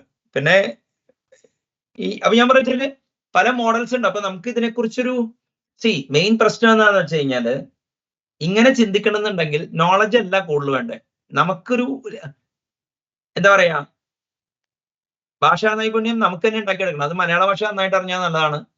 പിന്നെ ഒരു പദം കിട്ടിക്കഴിഞ്ഞാൽ മലയാളത്തിൽ മാത്രമല്ല, ഇംഗ്ലീഷ്, ഹിന്ദി, തമിഴ്, സംസ്കൃതത്തിൽ വരെ ഞാൻ പഠിക്കാറുണ്ട്. അപ്പൊ അത് has got A great bearing. നമ്മൾ ഡെയിലി ഉപയോഗിക്കുന്ന പദങ്ങൾക്ക് വേറെ മാനമാണ് നമുക്ക് ഉണ്ടാകുന്നത്. മാനം എന്ന് പറഞ്ഞ ഡയമെൻഷൻ എന്നാണ് അർത്ഥം. അറിയാമായിരുന്നു അറിയാത്ത ആരെങ്കിലും ഉണ്ടായിരുന്നോ? മാനം, ഡയമെൻഷൻ, ത്രിമാനം എന്നൊക്കെ പറഞ്ഞാൽ അറിയാൻ പറ്റും, മനസ്സിലായില്ലേ? അപ്പൊ മാനദണ്ഡം എന്നൊക്കെ പറയില്ലേ. അപ്പൊ ഇതാണ് ഈ ടോപ്പ് ഡൗൺ തിങ്കിങ്ങിലോട്ട് പോകാനുള്ളൊരു മാർഗം. അപ്പൊ അതിൽ ഫോർമൽ നോളജ് വരുമ്പോഴാണ് സ്റ്റഡി ഓഫ് മാത്തമാറ്റിക്സ് ഈ മാത്തമാറ്റിക്സ് പഠിക്കാന്ന് പറഞ്ഞാലേ 2 രീതി പഠിക്കാം. അതും ടോപ്പ് ഡൗണും ബോട്ടം അപ്പ് ആയിട്ട് പഠിക്കാം. മാത്തമാറ്റിക്സ് ബോട്ടം അപ്പ് ആയിട്ട് പഠിക്കാന്ന് പറഞ്ഞു കഴിഞ്ഞാൽ ആൾജിബ്രയുടെ ഒരു പ്രോബ്ലം എടുക്കുക, കുറെ സോൾവ് ചെയ്യുക, ട്രിഗണോമെട്രിയുടെ കുറെ പ്രോബ്ലം എടുക്കുക, സോൾവ് ചെയ്യുക, ലീനിയർ ആൾജിബ്രയുടെ എടുക്കുക എന്നുള്ളതാണ്. അതിന് പകരം വേറൊരു വഴിയുണ്ട്. എന്താണ് number? Okay, pianos arithmetic. Okay, 0 is the natural number. Every successor of natural number is a natural number. No two natural number has been. അങ്ങനെ ആക്സിയോംസ് ഉണ്ടാക്കി. അതായത് അതിനെ എന്താ പണ്ഡിതരെ വിളിക്കണേന്ന് അറിഞ്ഞൂടാ, ഞാൻ അതിനെ വിളിക്കുന്നത് ടോപ്പ് ഡൗൺ ആണ്. മനസ്സിലായില്ലേ? നോക്കുമ്പോ അത് ബോട്ടം അപ്പ് ആയിട്ട് തോന്നുമെങ്കിലും. അപ്പൊ പിയാനോസ് നമ്പർ, പിന്നെ മറ്റേ എന്താ പറയാ, ഇന്റിജർ നമ്പർ, ഹോൾ നമ്പർ, മറ്റേ റാഷണൽ നമ്പർ, റിയല്, കോംപ്ലക്സ്, മറ്റേ ക്വാട്ടർണിയോൺ, ഒക്ടോണിയോൺ എന്ന് പറയുന്ന നമ്പർ ഹെറാർക്കി. പിന്നെ അവിടുന്ന് ഡീറ്റ്കിൻ കട്ട്, പിന്നെ മറ്റേ സെറ്റ് തിയറിയുടെ nuances, functions, set, Cartesian product, functions, group, ring, field, അങ്ങനെ മാത്തമാറ്റിക്സ് പഠിക്കാം. അപ്പോ മാത്തമാറ്റിക്സ് ഒരു പ്രോബ്ലം സോൾവിങ് അപ്രോച്ച് അല്ലാതെ അതും നമുക്ക് conceptually hierarchy of mathematical objects ഉണ്ട്. ഇപ്പൊ ഫോർ എക്സാമ്പിൾ സ്പേസ്, ഇപ്പൊ നമുക്കറിയാവുന്നത് ആകെ 1 സ്പേസ് 2 സ്പേസ് 3 സ്പേസാ. അതിനെ വിളിക്കുന്നത് യൂക്ലിഡിയൻ സ്പേസ് എന്നാണ്. പക്ഷേ ശരിക്കും പറഞ്ഞു കഴിഞ്ഞാൽ വെക്ടർ സ്പേസ് എന്നുള്ളൊരു കൺസെപ്റ്റ് ഉണ്ട് സ്കെയിലർ കഴിഞ്ഞാൽ. വെക്ടർ സ്പേസിന്റെ മുകളിൽ അഡീഷണൽ പ്രോപ്പർട്ടീസ് വരുമ്പോൾ അത് അഫൈൻ സ്പേസ് ആവും. ഇപ്പൊ കമ്പ്യൂട്ടർ ഗ്രാഫിക്സിൽ റൊട്ടേഷൻ ഒക്കെ നടത്തുന്നത് അവിടെയാണ്. അഫൈൻ സ്പേസിൽ നിന്ന് നമ്മൾ അടുത്ത ലെവലിലോട്ട് പോകുമ്പോൾ യൂക്ലിഡിയൻ സ്പേസ് വരും. അവിടെ ലെങ്ത്തും അങ്ങനത്തെ കാര്യങ്ങളൊക്കെ വരും. അഫൈൻ സ്പേസ് ആംഗിൾ പ്രിസർവിങ്ങും മറ്റേത് ലെങ്ത് പ്രിസർവിങ്ങും ആണ്. എന്തോ ഇതുണ്ട്. പിന്നെ ഈ യൂക്ലിഡിയൻ സ്പേസിന്റെ മുകളിൽ ഇവിടെ ഹിൽബർട്ട് സ്പേസ് വരും. ഹിൽബർട്ട് സ്പേസിലാണ് മെഷീൻ ലേണിംഗും സിമിലാരിറ്റി ബേസ്ഡ് നടക്കുന്നത്. ഹിൽബർട്ട് സ്പേസിന്റെ മുകളിൽ ബനാക് സ്പേസ് വരും. അങ്ങനെ പലതരം സ്പേസുകളുണ്ട്. നിങ്ങൾ നോക്കിക്കഴിഞ്ഞാൽ മാത്തമാറ്റിക്സിൽ ഈ മറ്റേ ബയോളജിയിലും കെമിസ്ട്രിയിലും മാതിരി ഹൈറാർക്കി ഉണ്ട്. അപ്പൊ നിങ്ങൾ അങ്ങനെ പഠിക്കുകയാണെങ്കിൽ നിങ്ങൾക്ക് ഈ നോളജ് എല്ലാം യൂണിഫൈ ചെയ്യാൻ പറ്റും. ഞാൻ നേരത്തെ പറഞ്ഞ ഒരു formal knowledge, conceptual knowledge, model level knowledge, system level knowledge, conceptual level knowledge, verbal knowledge, procedural knowledge, അതിനെ കറക്റ്റ് ആയിട്ട് നമുക്ക് മാപ്പ് ചെയ്യാൻ പറ്റും ഇതിൻ്റെ ഉള്ളിൽ. അപ്പൊ അതും ഭയങ്കര ഇമ്പോർട്ടൻ്റാ. അപ്പോ ഒരു ടോപ്പ് ഡൗൺ, പിന്നെ ഒരു കാര്യമുണ്ട്, ഈ ടോപ്പ് ഡൗൺ ലേണിങ്ങിലോട്ട് ഞാൻ 6 മാസം കൊണ്ട് മാറില്ല. ഇന്ന് മുതൽ ഞാൻ ടോപ്പ് ഡൗൺ ലേണറാ. അതിനർത്ഥം ബോട്ടം അപ്പ് നിങ്ങൾക്ക് കിട്ടിയ സംസ്കാരങ്ങളെ പാടെ നിരാകരിക്കുക എന്നുള്ളതല്ല. ആദ്യം ഇതൊരു ടൂൾ കിറ്റ് അപ്രോച്ച് ആയിട്ട് എടുക്കുക. കുറെ കഴിയുമ്പോൾ ഇത് നിങ്ങളുടെ ഇതാവുമ്പോ അപ്പൊ പഴയ ആറ്റിറ്റ്യൂഡ് ടൂൾ കിറ്റ് ആയിട്ട് എടുക്കുക. അപ്പൊ അതിന് ഹെൽപ്പ് ചെയ്യുന്ന ഒരു കാര്യം, ഞാനിപ്പോ കുറെ മെന്റർ ചെയ്ത് കഴിഞ്ഞു. പിന്നെ അങ്ങനെ ഇത് കഴിഞ്ഞപ്പോ ഞാനിപ്പോ ശരത്ത് എന്റെ കേസിൽ കുറച്ച് പിവോട്ടിങ് ഇവന്റ്സ് ഞാൻ കണ്ടത്, ഒന്ന് ജോർഡൻ പീറ്റേഴ്സൺ, മറ്റേ സിസക്ക്, ഈ ഡോക്കിൻസ്, ഈ കേരളത്തിലെ യുക്തിവാദികളുടെ പ്രസന്റേഷൻ, അത് കാണുക എന്നുള്ളതാണ്. പിന്നെ വിശ്വനാഥൻ ഡോക്ടറും വൈശാഖൻ തമ്പിയൊക്കെ ഒരു തർക്കം ഉണ്ടായിരുന്നു. ശാസ്ത്രം മാത്രമാണോ അറിവിലേക്കുള്ള വഴി? അപ്പൊ അങ്ങനത്തെ കുറെ കാര്യങ്ങൾ കാണുന്നത് ഭയങ്കര ഹെൽപ്പാണ്. പിന്നെ ശരത്തിനായിട്ട് ഒരു അഡ്വാൻറ്റേജ് എന്ന് വെച്ച് കഴിഞ്ഞാൽ കോൺഷ്യസ്നസ് തിയറി വഴി വേദാന്തമൊക്കെ പഠിച്ചു. അപ്പോ മെയിൻ നമ്മൾ നമ്മുടെ പ്രോഗ്രാമിങ്ങിൽ ചെയ്ത് പഠിക്കുന്ന നമ്മുടെ അനുഭവത്തെ ചുറ്റിപ്പറ്റിയിട്ടുള്ള ആ വിവരണത്തിൽ നിന്ന് ഈ അനുഭവങ്ങളെ ലിഫ്റ്റ് ചെയ്ത് മറ്റേ ആശയതലത്തിലാക്കിയിട്ട് പിന്നെ ആശയത്തിൽ നിന്ന് പിന്നെ അനുഭവത്തിലോട്ടൊരു എത്തിത്തോട്ടം നടത്തി കഴിഞ്ഞാൽ you can actually do a lot എന്നാണ് ഞാൻ പറഞ്ഞത്. ഇതിനെക്കുറിച്ച് എന്തെങ്കിലും ഈ ആശയത്തെ അല്ല അനുഭവത്തെ ആശയമാക്കിയിട്ട് ആശയത്തിന്റെ കണ്ണിലൂടെ പുനരീക്ഷണം ചെയ്യാന്ന് പറയും. റീ ഇവാലുവേറ്റ് ആൻഡ് റീസ്റ്റേറ്റ് ചെയ്ത് കഴിഞ്ഞാൽ കുറെ നോളജ് കിട്ടും. ഞാൻ അതിന്റെ ലേബലിംഗ് എന്നാണ് ആ പ്രോസസ്സിനെ വിളിക്കുന്നത്. ഞാൻ പലരോടും അത് അഡ്വക്കേറ്റ് ചെയ്യാറുണ്ട്. പക്ഷെ പലരും അതൊരു തരം ഈ എന്താ പറയാ, അതായത് ഞാൻ കുറച്ചുകൂടി പറഞ്ഞു കഴിഞ്ഞാൽ 2007, 2008 ചെയ്ത് നിങ്ങൾ ചെയ്തൊരു പ്രോജക്റ്റിനെ കുറിച്ച് പലരോടും ഇപ്പൊ ചോദിച്ചാലും ആ 2007, 2008 ആ അനുഭവം അടക്കം വിവരിക്കും. ആ അനുഭവത്തിന് ചിലപ്പോൾ ഇപ്പൊ പ്രസക്തി ഉണ്ടാവില്ല. പക്ഷെ ആ അനുഭവത്തിൽ നിന്ന് കിട്ടിയേക്കണ കോർ മീമുകളാണ് നിങ്ങൾ എടുക്കേണ്ടത്. മനസ്സിലായില്ലേ? അപ്പൊ അത് ഞാൻ കാണുന്നില്ല. അപ്പൊ അതിനൊക്കെ കാരണം ഈ പ്രശ്നങ്ങളാണ്. അതായത് ഒരു ടോപ്പ് ഡൗൺ ആയിട്ട് ചിന്തിച്ചു കഴിഞ്ഞാല് നമ്മൾ പല പ്രോബ്ലംസും അവോയ്ഡ് ചെയ്യും. അപ്പൊ എന്ത് പറ്റുമെന്ന് വെച്ചാൽ ഇപ്പൊ ബോട്ടം അപ്പ് ലേണിങ്ങിന്റെ ഗുണം എന്താ വെച്ചാല് കണ്ണടച്ച് പാല് കുടിക്കുക. അതായത് എന്താണ്, മുകളിലിരിക്കണ ഒരു മര്യാദയ്ക്ക് ഡിസിഷൻ എടുത്തിട്ടില്ലെങ്കിൽ മിക്കവാറും ഡെഡ് പ്രോജക്റ്റിലായിരിക്കും നമ്മൾ വർക്ക് ചെയ്യണത്. എവിടെയും വരെ എത്താത്ത പ്രോജക്റ്റ് ആയിരിക്കും. അപ്പൊ അത് കോംപ്ലക്സിറ്റി കാരണം ഇട്ടുന്നോ ഒക്കെ പറയും. എന്ന സ്ഥാനത്ത് നിങ്ങൾ ടോപ്പ് ഡൗൺ ആകുമ്പോ നിങ്ങൾക്ക് റെഡ് ഫ്ലാഗ് നേരത്തെ റേസ് ചെയ്യാം. അപ്പോ നിങ്ങൾക്ക് U will B spending your time productively. പക്ഷെ അൺഫോർച്ചുനേറ്റ്ലി സർവീസസ് ഇൻഡസ്ട്രി ടോപ്പ് ഡൗണിന് പൊതുവെ എതിരായിരിക്കും. കാരണം അവരുടെ വയറ്റിപ്പഴപ്പ് തന്നെ ഈ എന്താ പറയാ ട്രാൻസാക്ഷൻ ബേസ്ഡ് ബില്ലിംഗ് ആണ്. അപ്പൊ ഒരാൾ എത്ര മണിക്കൂർ ഇരുന്നു എന്നുള്ളതാണ്, എന്തിനിരുന്നു എന്നുള്ളത് ഈ കമ്പനികൾ നോക്കുന്നില്ല. അപ്പൊ അങ്ങനെയാണ് ഈ ഒരു സ്ഥിതിവിശേഷം ഉണ്ടായെന്നാണ് എനിക്ക് മനസ്സിലാവുന്നത്. പറഞ്ഞോളൂ. ഇതൊരു ക്വസ്റ്റ്യൻ ഇവിടെ ഉള്ളതേ,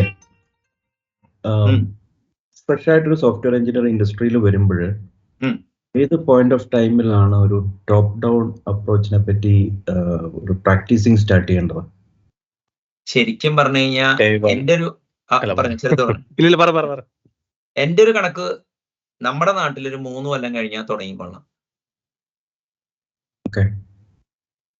അത് അപ്പൊ ഞാൻ പറഞ്ഞില്ലേ, കാരണം അങ്ങനെ ഏതാ പറഞ്ഞു. അപ്പൊ 3 വർഷത്തിനുള്ളിൽ ബോട്ടം അപ്പ് അപ്രോച്ച് സോളിഡ് ആയിരിക്കണം. അതെ. അതെ, ഓക്കെ. അല്ല PPIoT നെറ്റ്വർക്കിംഗ് ആണെങ്കിൽ ഡേ 1 തൊട്ട് തുടങ്ങാം. PPIoTയില് ഡേ 1 ആണ് കേട്ടോ. ഏത് ശിവമാഷേ അങ്ങനെ തുടങ്ങും. മനസ്സിലായില്ലേ? ബോട്ടം അപ്പ് സ്കിൽസും വെക്കും, ടോപ്പ് ഡൗൺ റീസണിങ് വെക്കും. അത് പറ്റും. ഞാൻ പറഞ്ഞ വെച്ചാല് ഒരു അൺഗൈഡഡ് ആയിട്ട് ഒരാൾ ചെയ്യുകയാണെങ്കിൽ ശിവമാഷേ ഓക്കെ. ഇപ്പൊ വൺസ് നിങ്ങൾ ബോട്ടം അപ്പ് ആയിട്ട് കാലങ്ങളോട്ട് പോയ കുഴപ്പമില്ല, നിങ്ങൾ അതിൽ ആങ്കേർഡ് ആവും, നങ്കൂരോടും. കാരണം പിന്നെ people will start loving the methodology, അവരുടെ മോഡസ് ഓപ്പറാൻഡി ഒക്കെ. അപ്പൊ അതിൽ നിന്ന് വരാനുള്ള ബുദ്ധിമുട്ടാണ്. വാല്യൂ ഉണ്ടെങ്കിൽ പോലും വരാത്തത് അതുകൊണ്ടാണ്. ഒരുതരം പിടിവാശിയാണെന്നേ ഞാൻ പറയുള്ളൂ. കാരണം പല ബോട്ടം അപ്പ് ആൾക്കാരും പ്രോഗ്രാമിംഗ് വരുമ്പോഴാണ് ഒരു ബോട്ടം അപ്പ്, അവർ ലൈഫിൽ ഭയങ്കര ടോപ്പ് ഡൗൺ ആണ്. അതെങ്ങനെയാന്ന് എനിക്ക് ഇതുവരെയായിട്ട് മനസ്സിലായിട്ടില്ല. ഒരു ഏകീകൃത ചിന്താപദ്ധതി ഇല്ലാത്തതിന്റെ കുഴപ്പമെന്നേ ഞാൻ പറയുള്ളൂ.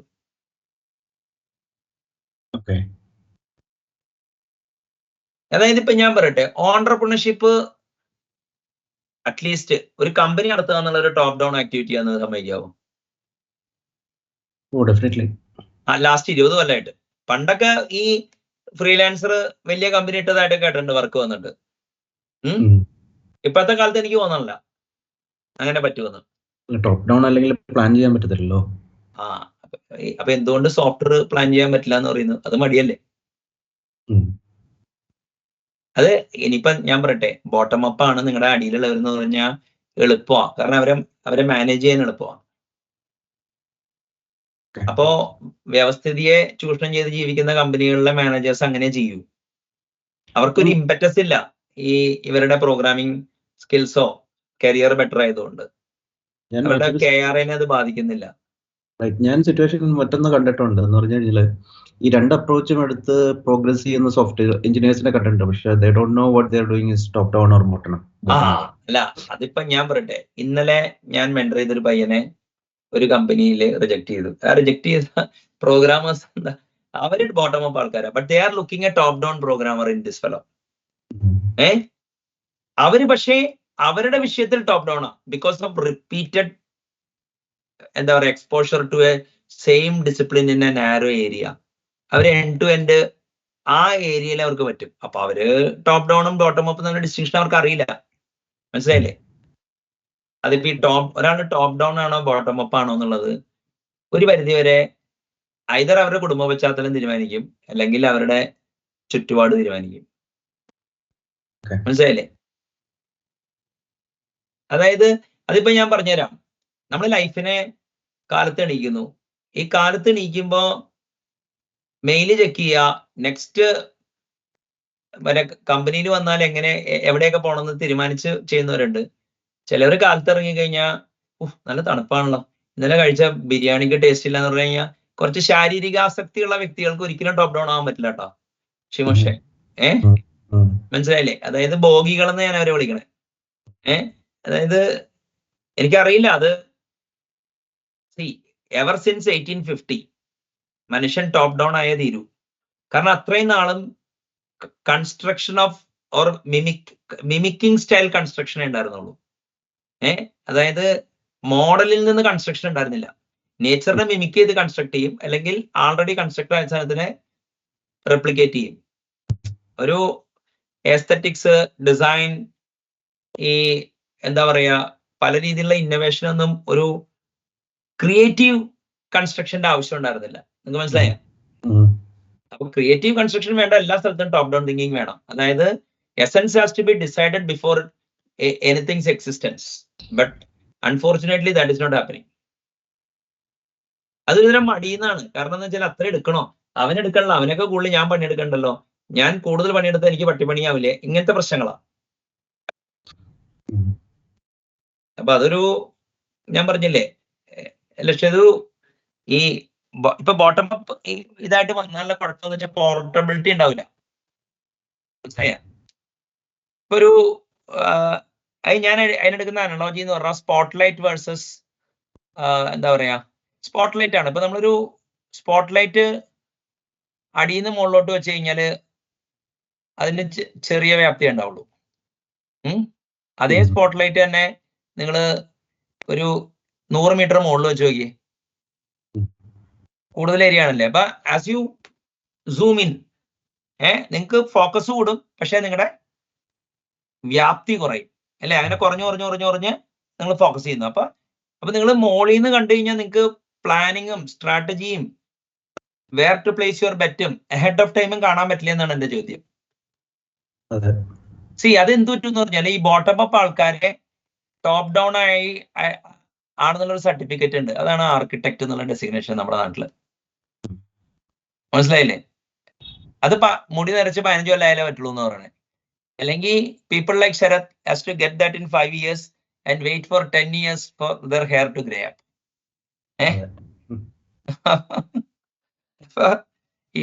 അതാണ് അതിന്റെ പ്രശ്നം. മനസ്സിലായില്ലേ? അപ്പൊ ഒരു മോട്ടിവേഷൻ ഇല്ല ഏത് അങ്ങനെ പോവാൻ വേണ്ടി. പിന്നെ ഇൻഡസ്ട്രിക്ക് വേണ്ടത് പഠിച്ചാൽ പോരെ, പിന്നെ ഇൻസ്ട്രുമെന്റലിസം വർക്ക് ചെയ്താൽ പോരെ. അപ്പൊ ഇങ്ങനത്തെ ഈ വർക്ക് ചെയ്താൽ പോരെ ഇതിനെ ഞാൻ ഇൻസ്ട്രുമെന്റലിസം എന്ന് വിളിച്ചപ്പോ അതിന്റെ വാല്യൂ കൂടിയിട്ടുണ്ട് കേട്ടോ. അത് നോട്ട് ചെയ്തിട്ടുണ്ടാവും ഞാൻ വിചാരിക്കണം. മനസ്സിലായില്ലേ? യൂട്ടിലിറ്റേറിയനിസം. അപ്പൊ നമ്മള് കാണുന്ന പ്രതിഭാസത്തിനെ സ്റ്റാൻഡേർഡ് നെയിംസ് ആയിട്ട് മാപ്പ് ചെയ്താൽ ടോപ്പ് ഡൗൺ തിങ്കിങ്ങിലേക്കുള്ള ഒരു വഴിയാണ്. അതിനിപ്പോ വേറൊരു വഴി എന്ന് പറഞ്ഞു കഴിഞ്ഞാൽ, ഓക്കെ, ഇതിൽ എത്ര പേര് റൂബ് ഗോൾഡ്ബർഗ് മെഷീൻ എന്ന് കേട്ടിട്ടില്ല? റൂബ് ഗോൾഡ്ബർഗ് മെഷീൻ എല്ലാരും കേട്ടിട്ടുണ്ടോ? കേട്ടിട്ടില്ല? മിഥുൻ?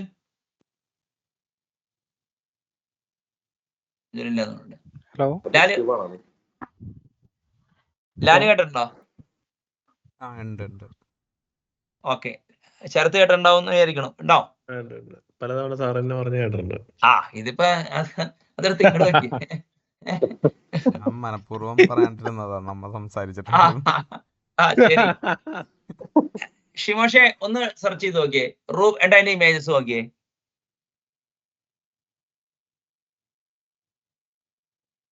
പേരൊന്നുകൂടെ സാറേ.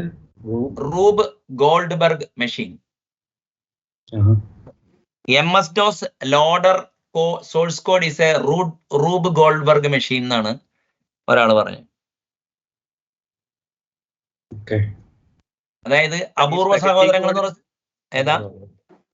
സ്പെഗറ്റി കോഡിനൊക്കെ മുന്നുള്ള യൂസേജ് ആണ് അത്. അതെ, സ്പെഗറ്റി കോഡ് അന്നും ഉണ്ട്. പക്ഷെ റൂബ് ഗോൾഡ്ബർഗ് മെഷീൻ എന്ന് പറഞ്ഞു കഴിഞ്ഞാൽ ഒരു കോംപ്ലിക്കേറ്റഡ് മെക്കാനിസം സിസ്റ്റത്തിനെ സൂചിപ്പിക്കുന്നു. അത് ഒരു ഇതിലുണ്ട്. ഇങ്ങനത്തെ ഒരു റൂബ് ഗോൾഡ്ബർഗ് രീതിയിൽ തോക്കും ഒരാളുടെ പീനിസും ടൈ ചെയ്യും, എന്നിട്ട് മുമ്പിൽ ഒരു ന്യൂഡ് ലേഡിയെ കൊണ്ട് നിർത്തും. അപ്പൊ ഇറക്ഷൻ ഉണ്ടായി കഴിഞ്ഞാൽ ചത്തുപോകും. ഒരു പരസ്യമൊക്കെ ഉണ്ട്. അപ്പൊ അയാള് വേർക്കുന്നൊക്കെ ഉണ്ട്. അപ്പൊ റൂബ് ഗോൾഡ്ബർഗ് മെഷീൻ. അപ്പൊ ഇനി എവിടെ കോംപ്ലിക്കേറ്റഡ് കോഡും അതൊരു റൂബ് ഗോൾഡ്ബർഗ് മെഷീനാന്ന് പറഞ്ഞാൽ മതി. ഇവിടെ കിട്ടിയ അപ്പൊ വേണമെങ്കിൽ നമുക്ക് റൂബ് ഗോൾഡ്ബർഗ് മെഷീൻ ഒന്നും വേണ്ട കേട്ടോ. വിമാന സോഫ്റ്റ്വെയർ എന്ന് കേട്ടിട്ടുണ്ടോ നിങ്ങള്? ഞാനൊരു സ്ഥലത്ത് വിമാന സോഫ്റ്റ്വെയർ ചെയ്യാൻ പോയി.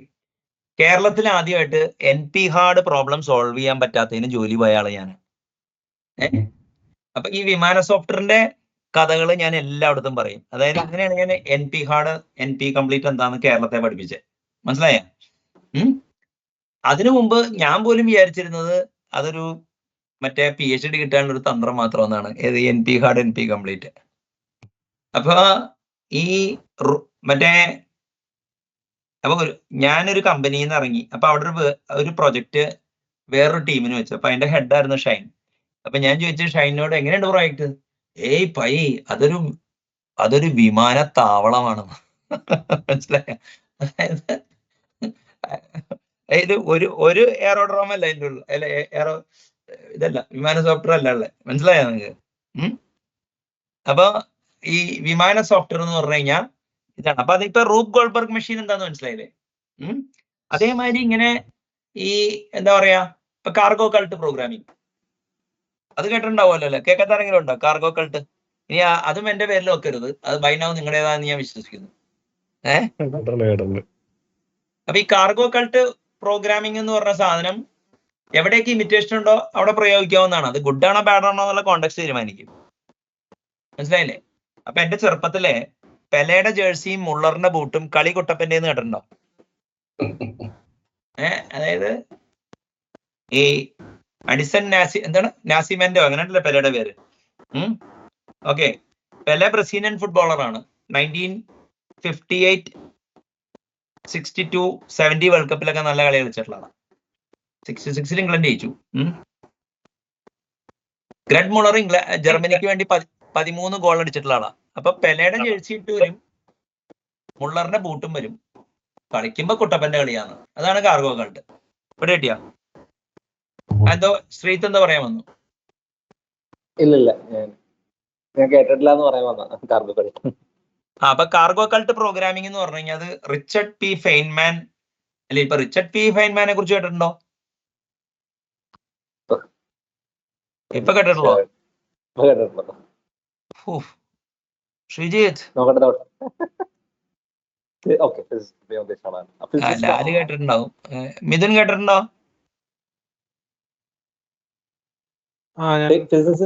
ടെക്നിക്കിന്റെ ഇതല്ലേ? ഫെയ്ൻമാൻ ലേണിംഗ് ടെക്നിക്കിലൊക്കെ എന്തോ പരിപാടിയൊക്കെ ഉണ്ട്. ഫെയ്ൻമാൻ ഡയഗ്രാം കിട്ടിയോ ശ്രീജിത്തെ? ഫിസിസ്റ്റ് ആണോ? അയാള് ഫിസിസ്റ്റ് ആണോ എന്നുള്ളതല്ല, അയാളാണ് ജെയിംസ് ഗ്ലീക്ക് എന്ന് പറഞ്ഞ ആളുണ്ട്. അയാൾ ക്യാവോസ് എന്ന് പറഞ്ഞ ബുക്ക് എഴുതിയിട്ടുണ്ട്, ഇൻഫോർമേഷൻ എഴുതിയിട്ടുണ്ട്. അയാൾ എഴുതിയിരിക്കുന്ന ഒരു ബുക്കാണ് ദ ജീനിയസ്. അത് ഇയാളെ കുറിച്ചാണ്. അപ്പൊ 20ാം നൂറ്റാണ്ടിലെ ഫിസിക്സിന്റെ പോപ്പുലറൈസറിൽ സ്റ്റീഫൻ ഹോക്കിങ്ങിനേക്കാൾ മുമ്പ് ഈ റിച്ചർഡ് പി ഫെയ്ൻമാനും കാൾ സാഗനായിരുന്നു മുന്നിൽ. കാൾ സാഗനെ അറിയോ? അല്ലെങ്കിൽ നീൽ ഡയഗ്രാഫ് ടൈസനെ അറിയോ? അയാളുടെ വളർത്തു പിതാവാണ് കാൾ സാഗൻ. ഓക്കെ, ഞാൻ അയാളുടെ വീട്ടിൽ പോയിട്ടുണ്ട്. കാൾസാഗന്റെ വീട്ടിൽ പോയെന്ന് പറഞ്ഞു കഴിഞ്ഞാൽ അയാൾ മരിച്ചതിന് ശേഷം അയാളുടെ വീട് കോർണൽ യൂണിവേഴ്സിറ്റി ക്യാമ്പസിലുണ്ട്. അതിന്റെ മുമ്പിൽ പോയി പടം എടുത്തിട്ടുണ്ടെന്നേ പറഞ്ഞു കേട്ടോ. അല്ലാതെ കാൾസാഗനെ പോയി ഞാൻ കണ്ടിട്ടൊന്നുമില്ല. കാൾസാഗനെ ഞാൻ ഉള്ളപ്പോഴേക്കും മരിച്ചതാണ്. ഫെയ്ൻമാൻ എനിക്ക് ഓർമ്മയുണ്ട് മരിച്ചപ്പോ 1988.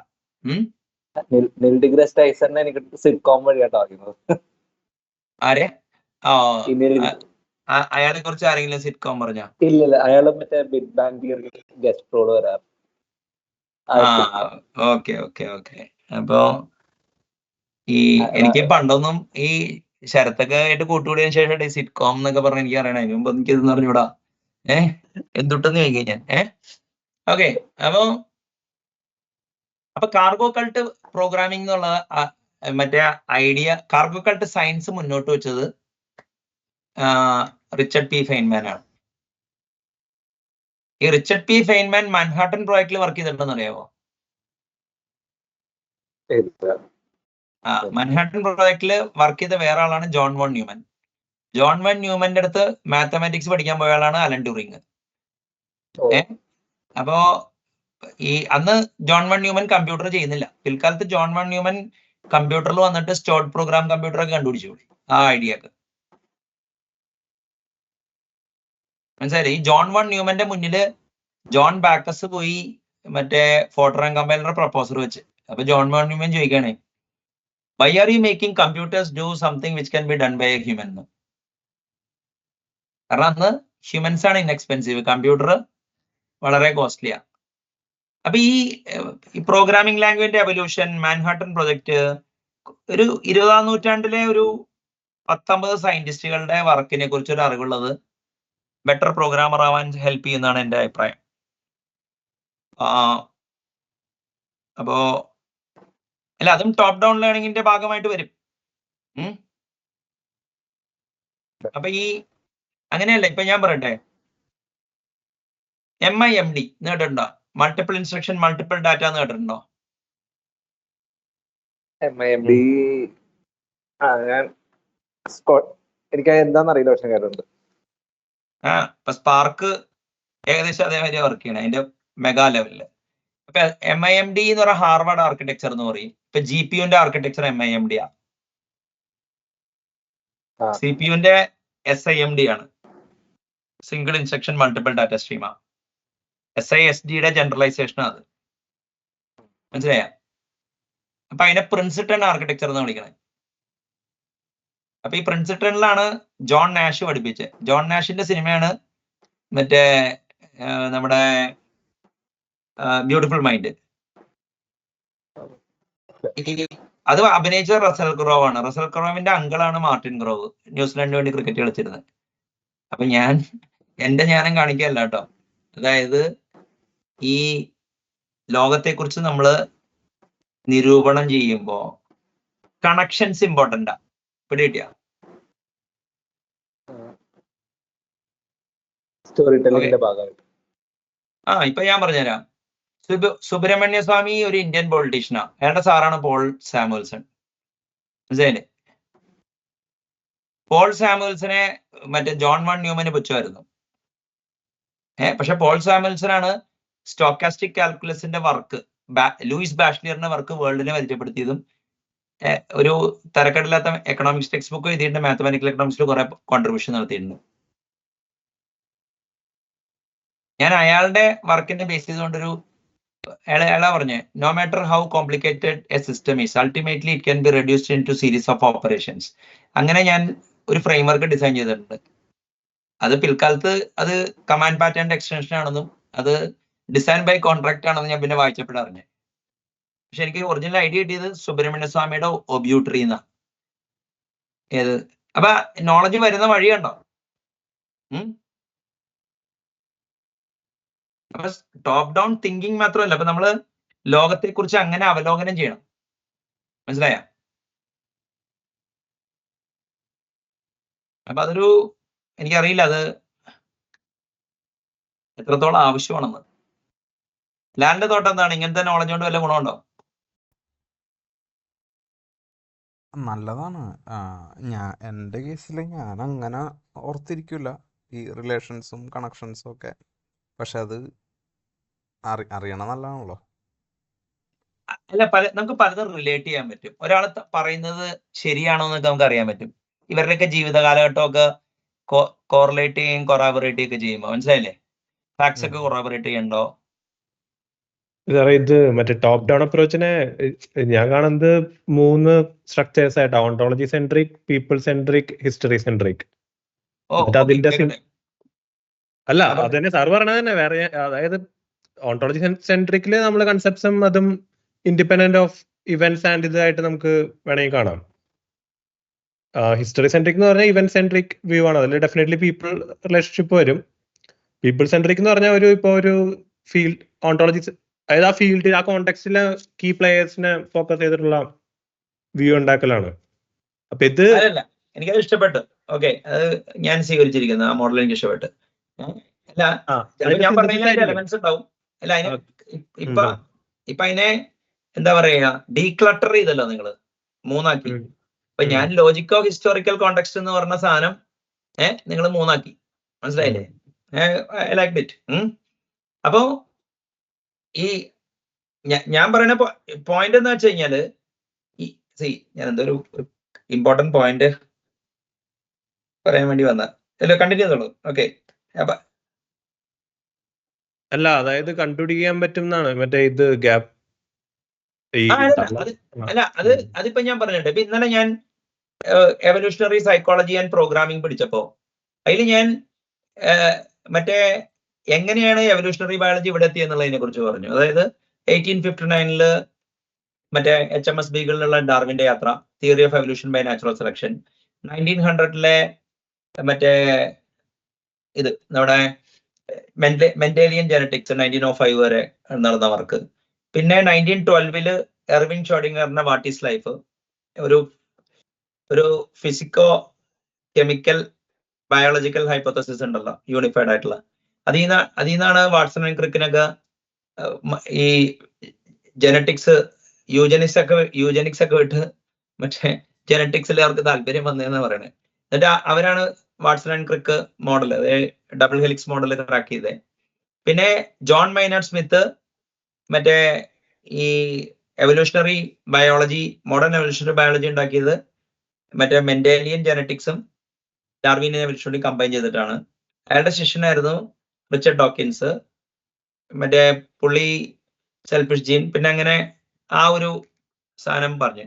അതേ വീഡിയോ തന്നെ ഗോഡൽസ് മറ്റേ എന്താ പറയുക, ഹിൽബർട്ട്സ് 23 പ്രോബ്ലം വന്നു, പ്രോബ്ലം നമ്പർ 210 വന്നു, പിന്നെ ട്യൂറിംഗ് മെഷീൻ ലാംഡ കാൽക്കുലസ് വന്നു, ഗോഡൽസ് ഇൻകംപ്ലീറ്റ്നസ് തിയറം വന്നു, പിന്നെ ഡിജിറ്റൽ കമ്പ്യൂട്ടറിന്റെ എവല്യൂഷൻ വന്നു, അതെങ്ങനെ കമ്പ്യൂട്ടേഷണൽ തിയറി ഓഫ് മൈൻഡ് ആയിട്ട് മാറി എന്നുള്ളത് ഇവിടെ കിട്ടി. അപ്പൊ ആ ഒരു പല ഹിസ്റ്ററീസും പല ഐഡിയാസിന്റെയും ആ ഒരു എന്താ പറയാ ഇന്റർ റിലേഷൻഷിപ്പ് അറിയുന്നത് എപ്പോഴും നല്ലതാണ്. കാരണം you will be able to generalize really well.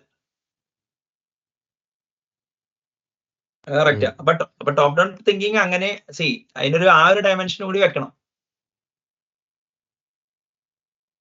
പിന്നെ ഒരു ഐഡിയ ഉള്ളതെന്ന് പറഞ്ഞു കഴിഞ്ഞാല് ഈ ലേണിംഗ് മോഡലിലാണ്. ഇപ്പോ ടോപ്പ് ഡൗൺ തിങ്കർ ആവണമെന്നുണ്ടെങ്കിൽ ഇപ്പൊ നമ്മുടെ നാട്ടിലും പൊതുവെ ആൾക്കാര്, ഇപ്പൊ എൻ്റെ ഒരു ഫ്രണ്ട് ഉണ്ട്, പുള്ളി പറഞ്ഞു വെച്ചാല് എനിക്കൊരു ഐഡിയ കിട്ടിക്കഴിഞ്ഞാൽ ഞാൻ അതിങ്ങനെ പഠിച്ച് നിരൂപണം ചെയ്ത് കാച്ചിക്കുറുക്കി മറ്റേ ചുറ്റുമുള്ള ഐഡിയകളായിട്ടൊക്കെ സമീകരിച്ച് വളരെയേറെ ബോധപൂർവം ചിന്തിച്ചതിന് ശേഷം പറയുള്ളൂ.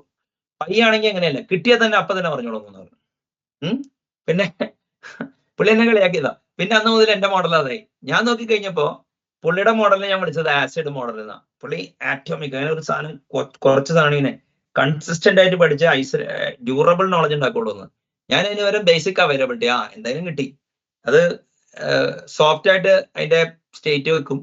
പുതിയ ഇൻഫർമേഷൻ വന്നാലും കൗണ്ടർ ഫാക്ച്വൽസ് വന്നാലും നോളജ് റിഫൈൻ ചെയ്യും. പിന്നെ ഇവൻച്വലി കൺസിസ്റ്റന്റ് ആവും. അപ്പൊ ശരിക്കും പറഞ്ഞു കഴിഞ്ഞാൽ റിലേഷണൽ ഡാറ്റാബേസിലെ ആസിഡ് മോഡൽ ട്രാൻസാക്ഷനും ബേസ് മോഡൽ ട്രാൻസാക്ഷന്റെ അതൊരു മെറ്റഫോർ ആയിട്ട് ഉപയോഗിച്ച് നമുക്ക് വേണമെങ്കിൽ പഠിക്കാം. ഇനി അടുത്തതെന്ന് പറഞ്ഞാൽ ഡാറ്റ വെയർ ഹൗസിംഗ് അടുത്ത ഇതാണ് ഈ no schema, star schema, snowflake schema. ഈ നോ സ്കീമ എന്ന് പറയുന്നത് സ്കീമ ഇല്ല എന്നല്ല, അതായത് ഫാക്റ്റും ഡയമെൻഷൻ ടേബിൾസും ജക്സ്റ്റപ്പോസ് ചെയ്ത് കിടക്കുന്ന സ്കീമാസ്, ഫാക്ട്സും ഡയമെൻഷൻ ടേബിളും സെപ്പറേറ്റ് ചെയ്ത് കിടക്കുന്ന സ്കീമ, ഫാക്ട്സും ഡയമെൻഷനും അതിന്റെ സബ് ഡയമെൻഷൻസും മറ്റേ ഹൈറാർക്കിയും സ്റ്റോർ ചെയ്യുന്ന സ്കീമ. അപ്പൊ നമ്മൾ ലേണിങ്ങും ഏകദേശം അതേമാതിരി ഇരിക്കുന്നത്. കാരണം നമുക്കൊരു മറ്റേ ഒരു ഡാറ്റ പ്ലെയിൻ അല്ലെങ്കിൽ ഒരു എന്താ പറയാ ഫാക്ച്വൽ ഡാറ്റ സെറ്റ് ഉണ്ട്. ഈ ഫാക്ച്വൽ ഡാറ്റ സെറ്റ് പല ഡയമെൻഷനിൽ നിന്നാണ് വരുന്നത്. ചിലപ്പോ റീജിയൻ ഒരു ഡയമെൻഷൻ ആയിരിക്കും. ഇപ്പൊ ഫോർ എക്സാമ്പിൾ ഒരു ഇൻവോയ്സിന്റെ കേസിലാണെങ്കിൽ റീജിയൻ ഒരു ഡയമെൻഷൻ ആയിരിക്കും, മറ്റേ കൺട്രി വേറെ ഡയമെൻഷൻ ആയിരിക്കും, ഇനിയിപ്പോ പ്രൊഡക്റ്റ് വേറെ ഡയമെൻഷൻ ആയിരിക്കും, സ്റ്റോർ വേറെ ഡയമെൻഷൻ ആയിരിക്കും, ഡേറ്റ് ടൈം വേറെ ഡയമെൻഷൻ ആയിരിക്കും. അപ്പൊ ശരിക്കും പറഞ്ഞു കഴിഞ്ഞാൽ ഒരു ഇൻവോയ്സ് എന്ന് പറഞ്ഞു കഴിഞ്ഞാൽ ഒരു 10 ഡയമെൻഷൻസ് എങ്കിലും ഉണ്ടാവും. അതൊരു ബിസിനസ് കോണ്ടെക്സ്റ്റിലായിരിക്കും ഉണ്ടാക്കണം. അപ്പൊ ശരിക്കും പറഞ്ഞു കഴിഞ്ഞാൽ ഒരു നൈസായിട്ട് നമ്മൾ ആലോചിച്ച് കഴിഞ്ഞാൽ ഡാറ്റ സെറ്റ് അല്ലെങ്കിൽ ഫാക്ട് സെറ്റ്, ഡയമെൻഷൻ, കോണ്ടെക്സ്റ്റ്. അപ്പൊ ഈ ഡയമെൻഷനും കോണ്ടെക്സ്റ്റും നമുക്ക് വേറെ സ്ഥലത്തേക്ക് അതിൽ റിഫൈൻ ചെയ്തെടുത്തിട്ട് നമുക്ക് എക്സ്പോർട്ട് ചെയ്യാം വേറെ സ്ഥലത്തേക്ക്. ഇപ്പൊ domain knowledge will transcend companies, so do dimensions. ഇപ്പൊ ഡയമെൻഷൻ ഒരു പ്രൊജക്ടിന്റെ കേസിലാണെങ്കിൽ ഡയമെൻഷൻ എന്ന് പറയുമ്പോൾ ഇപ്പൊ ഡെവോപ്സ് ഒരു ഡയമെൻഷനാണ്. ഇപ്പൊ ഡെവോപ്സിന്റെ എന്ത് നോളജ് കിട്ടിയാലും ഫ്യൂച്ചറിൽ കിട്ടുന്ന നോളജ് നമുക്ക് വേണമെങ്കിൽ ഈ പ്രോജക്റ്റിലോട്ട് ആൻഡ് ഇത് ചെയ്യാം. ഡാറ്റാബേസ്, പിന്നെ micro services, rest versus soap, പിന്നെ ഫ്രണ്ട് എൻഡ് ടെക്നോളജി, ഇതെല്ലാം നമുക്ക് പോർട്ടബിൾ അക്രോസ് പ്രൊജക്ട്സ് ആൻഡ് ഓർഗനൈസേഷനാണ്. എന്ന സ്ഥാനത്ത് ഇവന്റ്സ് ഉണ്ടല്ലോ, ആ ഇവന്റ്സ് മിക്കവാറും സൈറ്റ് സ്പെസിഫിക് ആയിരിക്കും. അപ്പൊ ഞാൻ പറഞ്ഞു വെച്ച് കഴിഞ്ഞാല് നമ്മുടെ ഡെയിലി എക്സ്പീരിയൻസസിനെ റിഫൈൻ ചെയ്ത് അതിന്റെ dimensional and contextual element segregate ചെയ്തെടുത്ത് അത് ലിഫ്റ്റ് ചെയ്തിട്ട് അതിനെ റിഫൈൻ ചെയ്ത് കഴിഞ്ഞാൽ ടോപ്പ് ഡൗൺ തിങ്കിങ്ങിലോട്ട് പോകാൻ എളുപ്പമാണ്. കാരണം ആൾറെഡി നിങ്ങൾക്ക് അനുഭവം ഉണ്ട്. ആ അനുഭവത്തെ നിങ്ങൾ ഡിസ്ക്രിമിനേറ്റ് ചെയ്തെടുക്കുന്നേ ഉള്ളൂ. വിവേകിച്ചും വിവേചിച്ചും എടുക്കുന്നു. അതൊരു നല്ല മോഡലാണ് ഇൻ ഓർഡർ ടു ലേൺ. ഞാനിപ്പോ ആ ഒരു മെത്തേഡിലാണ് ഞാനിപ്പോ പരീക്ഷിക്കുന്നത്, ആൾക്കാരെ പഠിപ്പിക്കുന്നത്. അപ്പൊ ഷിമോഷ്, യുവർ തോട്ട്സ്?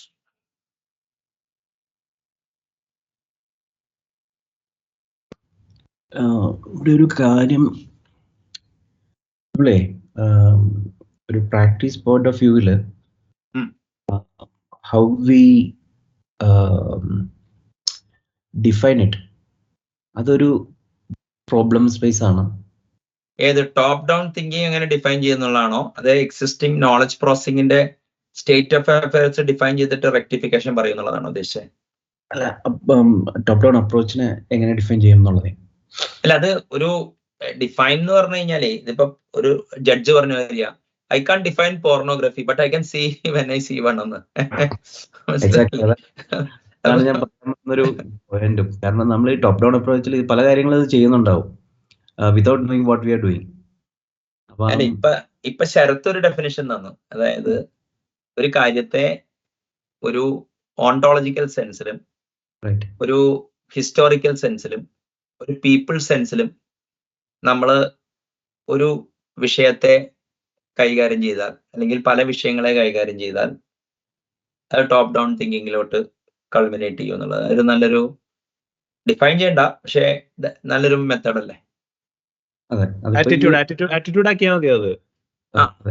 അല്ല, അതാണ് കുറച്ചുകൂടി കറക്റ്റ്. അതായത് ആറ്റിറ്റ്യൂഡ് എന്ന് പറഞ്ഞാൽ ഇപ്പൊ ആക്കാൻ പറ്റും, എക്സ്പെർട്ടൈസ് എന്ന് പറഞ്ഞാൽ 6 മാസം കൊടുക്കും. മനസ്സിലായില്ലേ?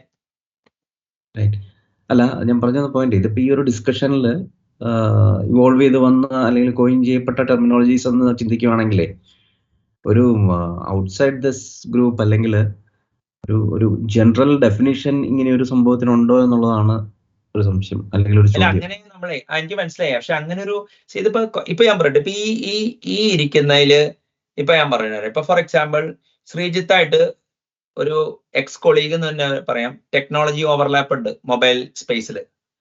ലാലായിട്ട് എനിക്ക് .NET സ്പേസിലും 2 കൊല്ലത്തെ പരിചയമുണ്ട്. ഷിമോഷായിട്ട് ജാവ അങ്ങനെ കുറെ പരിചയമുണ്ട്. ശരത്ത് ഞാൻ തമ്മിൽ അതിലും കൂടുതൽ പരിചയമുണ്ട്. അപ്പൊ നമ്മൾ ഈ 5 പേരും അതില് തമാശ എന്താന്ന് വെച്ച് കഴിഞ്ഞാല്, ഇതിലെ 6 പേരില് 5 പേര് നമ്മൾ ഒരു കമ്പനി തന്നെ വർക്ക് ചെയ്തിട്ടുണ്ട്. മനസ്സിലായില്ലേ? പല സമയത്തായിട്ട്. അപ്പോ ഇപ്പൊ ഈ വീഡിയോസിന്റെ റെക്കോർഡിങ് കണ്ട് അതിലത്തെ നോട്ട്സ് എടുത്ത് അത് ഡിസ്കസ് ചെയ്ത് എലമെന്റ്സ് ഇങ്ങനെ അറ്റംപ്റ്റ് ചെയ്തിട്ട് ഇത് സ്കെയിൽ ഔട്ട് ചെയ്യാവുന്നേ ഉള്ളൂ. മനസ്സിലായോ? അല്ലാതെ ഇപ്പൊ ഞാൻ പറയട്ടെ, we need to document this അല്ലേ. ഇപ്പൊ ഞാൻ പറയട്ടെ, ഇപ്പൊ ഞാൻ പറയുന്ന എലമെന്റിൽ അതുണ്ടെങ്കിലും എന്റെ ലോജിക്കോ ഹിസ്റ്റോറിക്കൽ അപ്രോച്ച് ടുവേർഡ്സ് ലേണിങ്ങിനെ ശരത്ത് 3 വെക്ടറായിട്ട് അങ്ങനെ ഡിവൈഡ് ചെയ്തത്. അപ്പോ അതൊരു fresh on to the same problem. ഇപ്പൊ ഈ മെയിൻ പ്രശ്നം എന്ന് പറയുമ്പോൾ നമ്മൾ പ്രോഗ്രാമിംഗ് മോഡൽസ് പറയും. നമ്മുടെ ഒരു okay, imperative functional logic. Okay, അപ്പൊ ഇമ്പരറ്റീവ് എന്ന് പറയുമ്പോൾ ട്യൂറിംഗ് മെഷീന്റെ ഇതാണോ, ഇനിയിപ്പോ പ്രൊസീജിയറിലാണോ ഇമ്പരറ്റീവ്, ഇങ്ങനത്തെ കുറെ നമ്മൾ ഇതൊക്കെ ഒരു മ്യൂച്വലി സെഗ്രിഗേറ്റഡ് തിങ് ആണെന്നാണ്. പക്ഷെ നമ്മുടെ പ്രോബ്ലത്തിന്റെ മുകളിൽ വ്യൂ ആയിട്ട് കണ്ടാൽ മതി. അപ്പൊ അങ്ങനെ നോക്കുമ്പോ കൺകറന്റ് പ്രോഗ്രാമിങ്, അസിൻക്രണസ് പ്രോഗ്രാമിങ്, അതേമാതിരി തന്നെ മറ്റേ നമ്മുടെ പാരലൽ പ്രോഗ്രാമിങ് നോക്കുമ്പോ ഒന്നാ, പക്ഷെ അതിന്റെ ഇന്റന്റ് വേറെയാ, ന്യൂവാൻസസ് കൂടുതലുണ്ട്. മനസ്സിലായില്ല? അപ്പൊ നമുക്ക് ഈ അതേമാതിരി തന്നെ റിയാക്റ്റീവ് പ്രോഗ്രാമിങ്, അത് വേണമെങ്കിൽ അപ്ലൈഡ് ഫങ്ഷണൽ പ്രോഗ്രാമിംഗ് ആയിട്ട് നമുക്ക് കാറ്റഗറൈസ് ചെയ്യാം. പക്ഷെ അതിനേക്കാൾ കുറച്ചുകൂടി വാല്യൂ കിട്ടും അതൊരു ഇൻഡിപെൻഡന്റ് പ്രോഗ്രാമിംഗ് മോഡലായിട്ട് ഉണ്ടാക്കിയ. കാരണം എന്താണെന്ന് വെച്ചാല്, ഇപ്പോ സ്ട്രീംസ് എന്ന് പറഞ്ഞ ജാവയിൽ ഒരു ഫീച്ചർ ഉണ്ട്. അതിൽ ഇവന്റ്സ് കമ്പോസ് ആവില്ല, പക്ഷെ RX ഇവന്റ്സ് വരെ കമ്പോസ് ആവും. മനസ്സിലായില്ല? അതാണ് അതിന്റെ വാല്യൂ പ്രൊപ്പോസിഷൻ. ഇനിയിപ്പോ ഡാറ്റ ഓറിയന്റഡ് പ്രോഗ്രാമിംഗ് ഇപ്പോ വന്നുണ്ട്, ആൾജിബ്രായിക് ഡാറ്റ ടൈപ്പ്.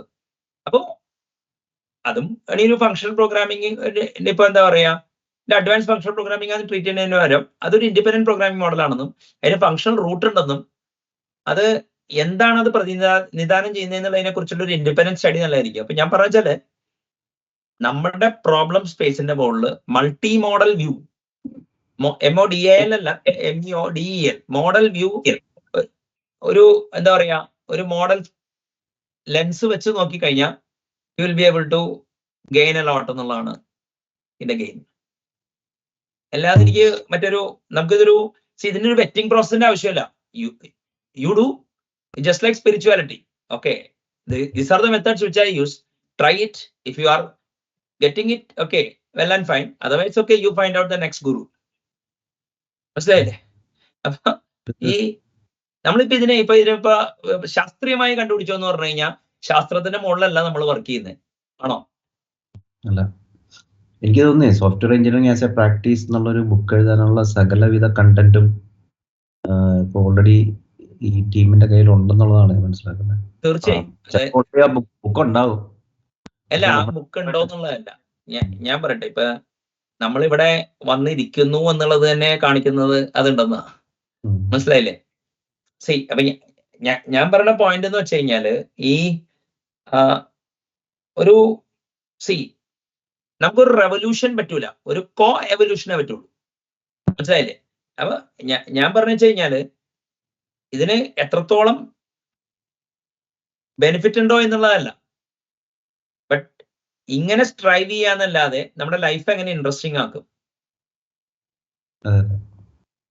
അവിടെയാണ് ഞാൻ ഈ കാണുന്ന ഇപ്പൊ ഈ ടൈപ്പ് ലേണിങ്ങിന്റെയും ഞാൻ കൂടുതൽ കണ്ടന്റ് പിടിക്കുന്നതിന്റെ കുറിച്ച് കാര്യങ്ങൾ ആലോചിക്കുന്നത്. അതിപ്പോ ഈ ഷിമോഷിന്റെ പാസ്റ്റ് വീഡിയോസ് ഓഡിറ്റ് ചെയ്താൽ അറിയാൻ പറ്റും. കാരണം ക്വയറ്റ് മിറ്റ് ഓഫ് മെറ്റീരിയൽ ഉണ്ട്. കാരണം ഇതിനെ ബേസ് ചെയ്തുകൊണ്ട് മറ്റേ റീൽസും ഷോർട്സും മറ്റേ എന്താ പറയാ സ്ലൈഡ്സും ഒക്കെ ഉണ്ടായാലാണ് അതിന് ബെനിഫിറ്റ് ഉള്ളൂ. ഈവൻ ഈ ഡിസ്കഷനിൽ പോലും എന്താ പറയുക കുറെ ലേണിംഗ് മോഡൽസിനെ കുറിച്ച്, കാരണം ഇതിലൊക്കെ കുറെയൊക്കെ ട്രൈ ചെയ്ത് നോക്കിയതാ. മനസ്സിലായില്ലേ? ഇതിൽ നിന്നൊക്കെ ഒരു പ്രശ്നമുണ്ട്, ആൾക്കാരുടെ ഉള്ളിൽ ഒരു ഹാർഡ് എംപെരിസിസം ഉണ്ട്. മനസ്സിലായില്ലേ? അതായത് അനുഭവത്തിൽ നിന്നേ പറയാവൂന്ന് ആരോ പഠിപ്പിച്ചിട്ടുണ്ട്.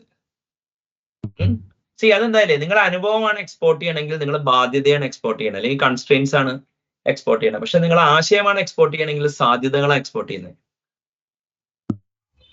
അത് ഭയങ്കര വ്യത്യാസമല്ലേ? പോസിബിലിറ്റീസ്. അത് അൺഫോർച്ചുനേറ്റ്ലി എന്ത് പറ്റിയെന്ന് വെച്ചാൽ ഇന്റർവ്യൂ പ്രോസസ്സ് മാത്രമല്ല, എക്സാം പ്രോസസ്സ് നിങ്ങളുടെ ഫാക്ച്വൽ നോളജാണ് ടെസ്റ്റ് ചെയ്യണം. നിങ്ങളുടെ ഇൻഫറൻഷ്യൽ നോളജോ അല്ലെങ്കിൽ ഇൻറ്റ്യൂട്ടീവ് നോളജ് ടെസ്റ്റ് ചെയ്യപ്പെടുന്നില്ല. കാരണം എക്സാം ഉണ്ടാക്കാൻ ബുദ്ധിമുട്ടാണല്ലോ. അപ്പൊ അതുകൊണ്ടാണ് ചെയ്യാത്തത്. എന്ന സ്ഥാനത്ത് റിയൽ ലൈഫിൽ ദാറ്റ് മാറ്റേഴ്സ്. ഇപ്പൊ പല സിസ്റ്റംസും ചെയ്യാൻ പറ്റില്ല എന്ന് പറയുന്നത് ചില ആൾക്കാരുടെ കയ്യിലിരിക്കുന്ന ടൂൾസിന്റെ അപാകതയാണ്. ഇപ്പൊ ഞാൻ പറഞ്ഞില്ലേ, ഇപ്പൊ 5 രീതിയിൽ ആണ് സോഫ്റ്റ്വെയർ എക്സ്റ്റെൻഡ് ചെയ്യാൻ പറ്റുള്ളൂ. ബട്ട് ഫോളോ അപ്പ് ക്വസ്റ്റ്യൻസ് ഉണ്ടാവണമെന്നില്ല.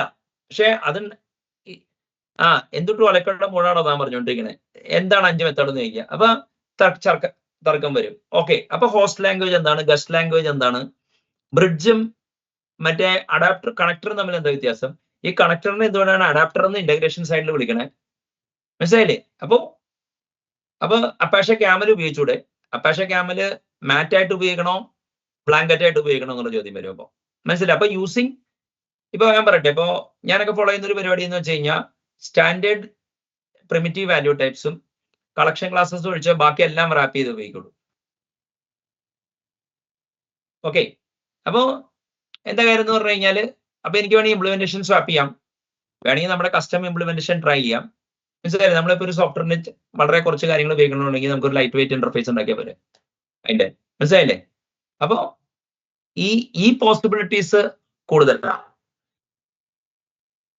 അപ്പൊ അതിനെന്താ വെച്ചാലേ, ഇത് മെയിൻ പ്രശ്നം വരുന്നത് എന്താ വെച്ചാല് ഇതൊക്കെ ചെയ്യാനുള്ള പൊളിറ്റിക്കൽ അതോറിറ്റി ഉണ്ടാവണം. മനസ്സിലായില്ലേ? ഇനി പൊളിറ്റിക്കൽ അതോറിറ്റി നിങ്ങൾ അഗ്രഗേറ്റ് ചെയ്യണം അതിനു മുമ്പേ. അപ്പൊ അവിടെയൊക്കെയാണ് ഇതിന്റെ പ്രശ്നം തന്നെ. മനസ്സിലായില്ലേ? ഇനിയിപ്പോ നമ്മൾ പോകുന്ന സ്ഥലത്തെ ചിലപ്പോ ഇത് വെൽ വർത്ത് ദി എഫർട്ട് ആയിരിക്കില്ല, അങ്ങനെയൊക്കെയുള്ള ഇഷ്യൂസ് ഉണ്ട്. മനസ്സിലായില്ലേ? പിന്നെ എപ്പോഴും ഞാൻ പറഞ്ഞല്ലോ, ഇപ്പൊ ശ്രീത്ത് പറഞ്ഞ പോയിന്റ് അവിടെയാ വരുന്നത്. ഒരു ചെറിയൊരു ഞാണമക്കളിയുണ്ട് ഈ ജോബ് പണയം വെച്ച്. അത് പക്ഷേ എനിക്ക് തോന്നുന്നത് ലീഡർഷിപ്പ് എടുക്കുന്നവർക്ക് അല്ലാതെ വഴിയില്ല. ഇപ്പൊ ശരത്തിന്റെ ആർക്കിടെക്റ്റിന് അങ്ങനെ ചെയ്തില്ലെങ്കിൽ പുള്ളിക്ക് ആ കമ്പനിയിൽ കണ്ടിന്യൂ ചെയ്തിട്ട് കാര്യം ഉണ്ടാവില്ല. മനസ്സിലായില്ല? ചിലപ്പോ ഒരു ബാംഗ്ലൂർ ഇത് കുറച്ചുകൂടി ബെറ്റർ ആയിട്ട് പ്രാക്ടീസ് ചെയ്യാൻ പറ്റും കൊച്ചിയേക്കാളും. ശ്രീമാഷേ, റൈറ്റ്. പിന്നെ നമുക്ക് വേറെ ലിമിറ്റേഷൻസ് ഒക്കെ വരും. ഇപ്പം ഫണ്ടിങ് ഒക്കെ ഡിപ്പെൻഡിങ് ആണല്ലോ. വരും. അല്ല, അതിപ്പോ ഞാൻ പറയട്ടെ, ഇപ്പൊ ഈ നമ്മള് അതാ പറയണേ, അക്വിസിഷൻ മോഡൽ ഉണ്ട്, ഡെലിവറി മോഡൽ ഉണ്ട്. ഡെലിവറി മോഡലിന് നമ്മൾ ത്രോട്ടിൽ ചെയ്യേണ്ടി വരും. ഇപ്പൊ ഞാൻ നേരത്തെ പറഞ്ഞു, ഇപ്പൊ ടോപ്പ് ഡൗൺ ഡിസൈൻ ചെയ്താലും നമുക്ക് കറക്റ്റ് ആയിട്ട് നമ്മള് മറ്റേ എന്താ പറയാ ഹുക്സും മറ്റേ മോക്സും സ്റ്റബും ഒക്കെ ഉണ്ടെങ്കിൽ നമുക്ക് തീർച്ചയായും മറ്റേ കൺസ്ട്രക്ഷൻ സ്റ്റേജിൽ ചീറ്റ് ചെയ്യാൻ എളുപ്പമാണ്. മനസ്സിലായില്ലേ? അപ്പൊ ആ ഒരു ബാധിക്കുന്നില്ല. ആ ഒരു ഇപ്പൊ അതിന് ചിലപ്പോ നമ്മള് സ്റ്റാർട്ടർ കിറ്റ് ഒക്കെ ഉണ്ടാക്കി കയ്യിൽ വെക്കേണ്ടി വരും. ഇപ്പൊ മിക്ക സ്ഥലത്തും DSL പ്രോജക്റ്റ് എനിക്ക് ചെയ്യാൻ പറ്റിയെന്ന് വെച്ചാൽ എന്റെ ആൾറെഡി ഒരു കമ്പൈലർ ഇൻഫ്രാസ്ട്രക്ചർ ആയിട്ടാ പോണേ. മനസ്സിലായ? അപ്പൊ അതൊരു വലിയ ഫാക്ടറാണ്. പലപ്പോഴും നമ്മുടെ കയ്യിൽ അങ്ങനെ ടൂൾ കിറ്റ് ഉണ്ടായി എന്നും വരത്തില്ല. അതെ, പക്ഷെ 2022 നവംബർ 30 വരെ അതൊരു വലിയ പ്രോബ്ലം ആയിരുന്നു. പക്ഷെ അതിന് ശേഷമല്ല. ChatGPT കറക്റ്റ് ആയിട്ട് പ്രോംപ്റ്റ് എഞ്ചിനീയർ ചെയ്ത് കഴിഞ്ഞാൽ സബ് സിസ്റ്റത്തിന്റെ കോഡ് കിട്ടാൻ ഒരു ബുദ്ധിമുട്ടുമില്ല.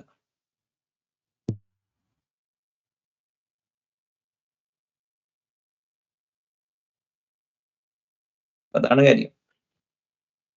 അപ്പൊ ശ്രീധരൻ എന്തെങ്കിലും ആഡ് ചെയ്യാണ്ടായില്ലേ?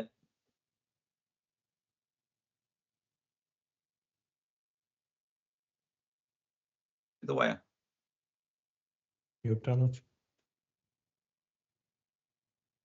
ഇല്ല പ്രശ്നം ഞാനുണ്ട്. ഞാൻ ആലോചിക്കുന്ന വെച്ചിട്ടുണ്ടെങ്കിൽ നമ്മുടെ ഡെലിവറി സൈഡ് മിക്സ് ചെയ്യാൻ പറ്റൂല പ്രസിദ്ധ ഇത്. എനിക്കറിയില്ല, ഞാൻ ഇല്ലാത്തതുകൊണ്ടാണ് എനിക്കറിയില്ല. ഡെലിവറി സൈഡ് നമ്മൾ ഈ ബോട്ടം അപ്പ് എടുത്തില്ലെങ്കിലേ എന്താ അല്ല, കൺസ്ട്രക്ഷനിൽ എടുക്കണ്ടെന്ന് ഞാൻ പറഞ്ഞില്ല. പക്ഷെ are you planning to shift to top down and it will have a മറ്റേ ഡൗൺ സ്ട്രീം പെർക്കുലേഷൻ എഫക്ട് എന്നാ ഞാൻ പറഞ്ഞു വരുന്നത്. മനസ്സിലായില്ലേ? അല്ല, നമുക്ക് ടോപ്പ് ഡൗൺ ഇല്ലാന്നുണ്ടെങ്കിൽ നമുക്കൊരു മോട്ടിവേഷൻ ഉണ്ടാവൂല. കാരണം ഇപ്പൊ ഞാൻ പറഞ്ഞ വെച്ചാൽ എനിക്ക് എന്റെ ഒരു പ്രൊജക്ട് അല്ലെങ്കിൽ ഞാൻ റൺ ചെയ്യുന്ന ഒരു പ്രൊജക്ട് ആണെങ്കിലും ഞാൻ എൻഡ് കാണും. തുടക്കം തന്നെ എൻഡ് കാണുന്നല്ല, എന്താണ് എനിക്ക് വേണ്ടതെന്നുള്ള ഒരു ക്ലിയർ പാത്ത് എന്റെ ഒരു മെന്റൽ മോഡലെ ഉണ്ടാക്കിയിട്ടുണ്ടാവും. അപ്പോ ഞാൻ ടെക്നിക്കലി അല്ല പറയണം, ഇപ്പൊ ഫങ്ഷണലി എങ്ങനെ മനസ്സിലായി. അതായത് നിങ്ങളുടെ പ്രസിദ്ധിക്ക് സംഭവിച്ച അത് പ്രോബബ്ലി ഞാൻ വേറെ രീതിയിലേക്കും ഡീൽ ചെയ്യുന്നതെന്നാണ് എനിക്ക് തോന്നുന്നത്. എന്റെ ടീമിനെ കൊണ്ടുപോണ്ടി വന്ന ഞാൻ ആ സ്റ്റേജിലായിരിക്കും ഓപ്പറേറ്റ് ചെയ്യുന്നത്. പക്ഷെ ഞാൻ അളന്നിട്ടുണ്ടാവും എങ്ങനെയാണ്, ആരെയാണ് എവിടെയാണ് പ്ലേസ് ചെയ്യേണ്ടത്. അത് റെഡ് ഫ്ലാഗ് വന്നിട്ടുണ്ടെങ്കിൽ എങ്ങനെ കട്ട് ചെയ്യണം എന്നുള്ള ആ ഒരു മൈൻഡ് സെറ്റ് എനിക്ക് ഉണ്ടാവും എന്ന് എനിക്ക് തോന്നുന്നു. ഞാൻ ചെയ്തിട്ടുണ്ട്. അല്ല, ഞാൻ പറയട്ടെ, എനിക്ക് മനസ്സിലായി. അതിനിപ്പോ ഞാൻ പറയട്ടെ, അതിപ്പോ I'm no stranger to such an approach. ഞാൻ ഉദ്ദേശിക്കുന്ന വെച്ച് കഴിഞ്ഞാല് ഇപ്പൊ ഒരു സ്ഥലത്ത് ചെന്നു, ഇപ്പൊ നമ്മള് ഇപ്പോ ഒരു 1000 പേര് മുകളിലുള്ള കമ്പനിയാണെങ്കിലേ മിക്കവാറും പലതും നടക്കില്ല. മനസ്സിലായില്ലേ? കാരണം അവിടെ എക്കണോമിക്കലും അല്ല, റിസ്കിയുമാണ്. മനസ്സിലായില്ലേ? പക്ഷേ പലപ്പോഴും അത് വേണ്ടി വരില്ല എന്ന് പറഞ്ഞിട്ട് ആൾക്കാർ ടൂള് ലെവൽ ഓഫ് പ്രോഗ്രാമിംഗ് ഉയരില്ലല്ലോ. മനസ്സിലായില്ലേ? ബെഞ്ച് മാർക്ക് ഇപ്പൊ നിയറസ്റ്റ് നൈബർ ആവുമ്പോ എവരിബഡി ഈസ് ഡൂയിങ് വെൽ. പക്ഷെ നമ്മളൊരു എപ്പിസ്റ്റമിക് ബെഞ്ച് മാർക്കിനെതിരെ എങ്ങനെയാ ചെയ്യും? ഇപ്പൊ പ്ലാറ്റ്ഫോം എഞ്ചിനീയർ ചെയ്യണം, ഇപ്പൊ ഒരു ഡീപ് ടെക് കമ്പനി ഉണ്ടാക്കണം. ഡീപ് ടെക് കമ്പനി ഉണ്ടാക്കണമെങ്കിൽ നിങ്ങൾ 10 കിലോ പൊക്കിയാൽ മതിയാവും. 7 കിലോ പൊക്കിയിട്ട് കാര്യമില്ല. മനസ്സിലായില്ലേ? 7 കിലോയിലെ 8 കിലോയുടെ ആളെ കിട്ടിയിട്ടും കാര്യമില്ല. നമ്മുടെ ടോട്ടൽ ലേണിംഗ് സ്ട്രക്ചർ അല്ലെങ്കിൽ നമ്മൾ ഇൻവെസ്റ്റ് ചെയ്യുന്ന ടൈം മാറ്റണം. അതാണ് എന്റെ ഒരു അല്ല, അത് മാറ്റുമ്പോൾ നിങ്ങൾക്ക് കൂടുതൽ ടൈം കിട്ടും, നിങ്ങൾക്ക് കൂടുതൽ parameters of your project tweak ചെയ്യാൻ പറ്റുമെന്നാണ് എന്റെ അവകാശവാദം. അതെ, പക്ഷെ ഇതിന്റെ ഒരു റിസൾട്ട് വരുന്നത് ലോങ് ടേം ആയിരിക്കും. അറ്റ്ലീസ്റ്റ് എനിക്ക് തോന്നുന്നത് അങ്ങനെയാണ്. കാരണം എനിക്ക് ഒരു ഇപ്പൊ ഞാൻ ഇതിന്റെ റിസൾട്ട് കാണുന്നത് ഒരു 3 to 4 years down the line ആണെന്നാണ് എന്റെ ഒരു. അല്ല, സമ്മതിച്ചു. അല്ല, അത് നിങ്ങൾക്ക് റിസൾട്ട്. പക്ഷെ ഞാൻ പറയട്ടെ, you can give the fire to people well before that. അല്ലേ? അതെ, വേണം തന്നെയാണ് എന്റെ ഇത്. കാരണം ഫോളോ ചെയ്യുന്നുണ്ട്. അല്ല, അത് തിങ്ക് ചെയ്യണത് കുറച്ച്. ഇപ്പൊ ഞാൻ പറഞ്ഞില്ലേ, ഇപ്പൊ ഈ എന്താ പറയാ, ഈ ആസ്പിറേഷണൽ സോഫ്റ്റ്വെയർ ഇതാന്ന് പറയും. മനസ്സിലായ? അപ്പൊ അങ്ങനെ വരുമ്പോ മറ്റേ ടോപ്പ് ഡൗണും പിന്നെ ഈ മറ്റേ ശരത്ത് പറയണ ഈ മറ്റേ multi faceted approach towards top down വേണം. മനസ്സിലായോ? അതല്ലെങ്കിൽ വേറൊരു ആശയം എന്ന് പറഞ്ഞിട്ടുണ്ടെങ്കിൽ എനിക്കറിയില്ല, ഇത് ഇപ്പൊ നമ്മൾക്ക് വേറെ ആരുടെയും സപ്പോർട്ട്, നമുക്ക് ഗൂഗിളോ അതൊന്നും ഇല്ലാന്നുണ്ടെങ്കിൽ നമ്മളിത് എങ്ങനെ ചെയ്യും എന്ന് വെറുതെ ചിന്തിച്ചാൽ, അല്ലെങ്കിൽ നമുക്ക് നമ്മുടെ ചുറ്റിനുള്ള ആൾക്കാരില്ലെങ്കിൽ ഇത് നമ്മൾ മാത്രമാണ് ഓൺ ചെയ്യണത് എന്ന് ചിന്തിച്ചാലും നമുക്ക് ആ ഒരു തോട്ട് പ്രോസസ്സിലോട്ട് എത്താൻ പറ്റുമെന്ന് എനിക്ക് തോന്നുന്നു. അല്ല, അതെത്താൻ പറ്റും. അല്ല, പക്ഷെ അപ്പൊ വേറെ പ്രശ്നം എന്ന് വെച്ച് കഴിഞ്ഞാല് നമ്മൾ മോട്ടോർസർക്കത്തിലാവൂലേ, ഇല്യൂഷൻ ഓഫ് കോമ്പറ്റൻസ് വെക്കൂലേ? ഓക്കെ, ഞാൻ അല്ല, ഇപ്പൊ ഞാൻ പറഞ്ഞുതരാം. ഞാൻ ചാറ്റ് GPT റിഗറസ് ആയിട്ട് ഉപയോഗിച്ചു തുടങ്ങിയിട്ട് 2 മാസമായിട്ടുള്ളൂ. അതിന് മുമ്പ് എനിക്ക് മൊണയുടെ ഫങ്ക്ടർ, അപ്ലിക്കേറ്റീവ്സ്, അതിനെ കുറിച്ചൊക്കെ എനിക്ക് നല്ല ധാരണയുണ്ടെന്ന് ഞാൻ വിശ്വസിച്ചിരുന്നത്. നല്ല ധാരണയുണ്ട് തന്നെ. പക്ഷേ ചാറ്റ് GPTന്ന് ഞാൻ പല പ്രോംപ്റ്റ് എൻ്റർ ചെയ്തപ്പോൾ ഞാൻ സ്വപ്നത്തിൽ വിചാരിക്കാത്ത രീതിയിലുള്ള ആർക്കിടൈപ്സ് കണ്ടു. അപ്പൊ അതെങ്ങനെ എക്സ്പ്ലെയിൻ ചെയ്യും?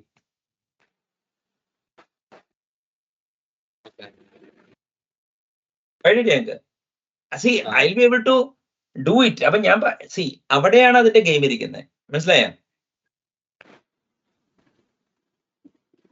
പക്ഷെ അതും പ്രസിദ്ധിയുടെ സെൽഫ് എക്സ്പ്ലോറേറ്ററി ആയിട്ടുള്ള ആ ഒരു ക്വാളിറ്റി ഉള്ളതുകൊണ്ടല്ലേ അത് കിട്ടിയത്.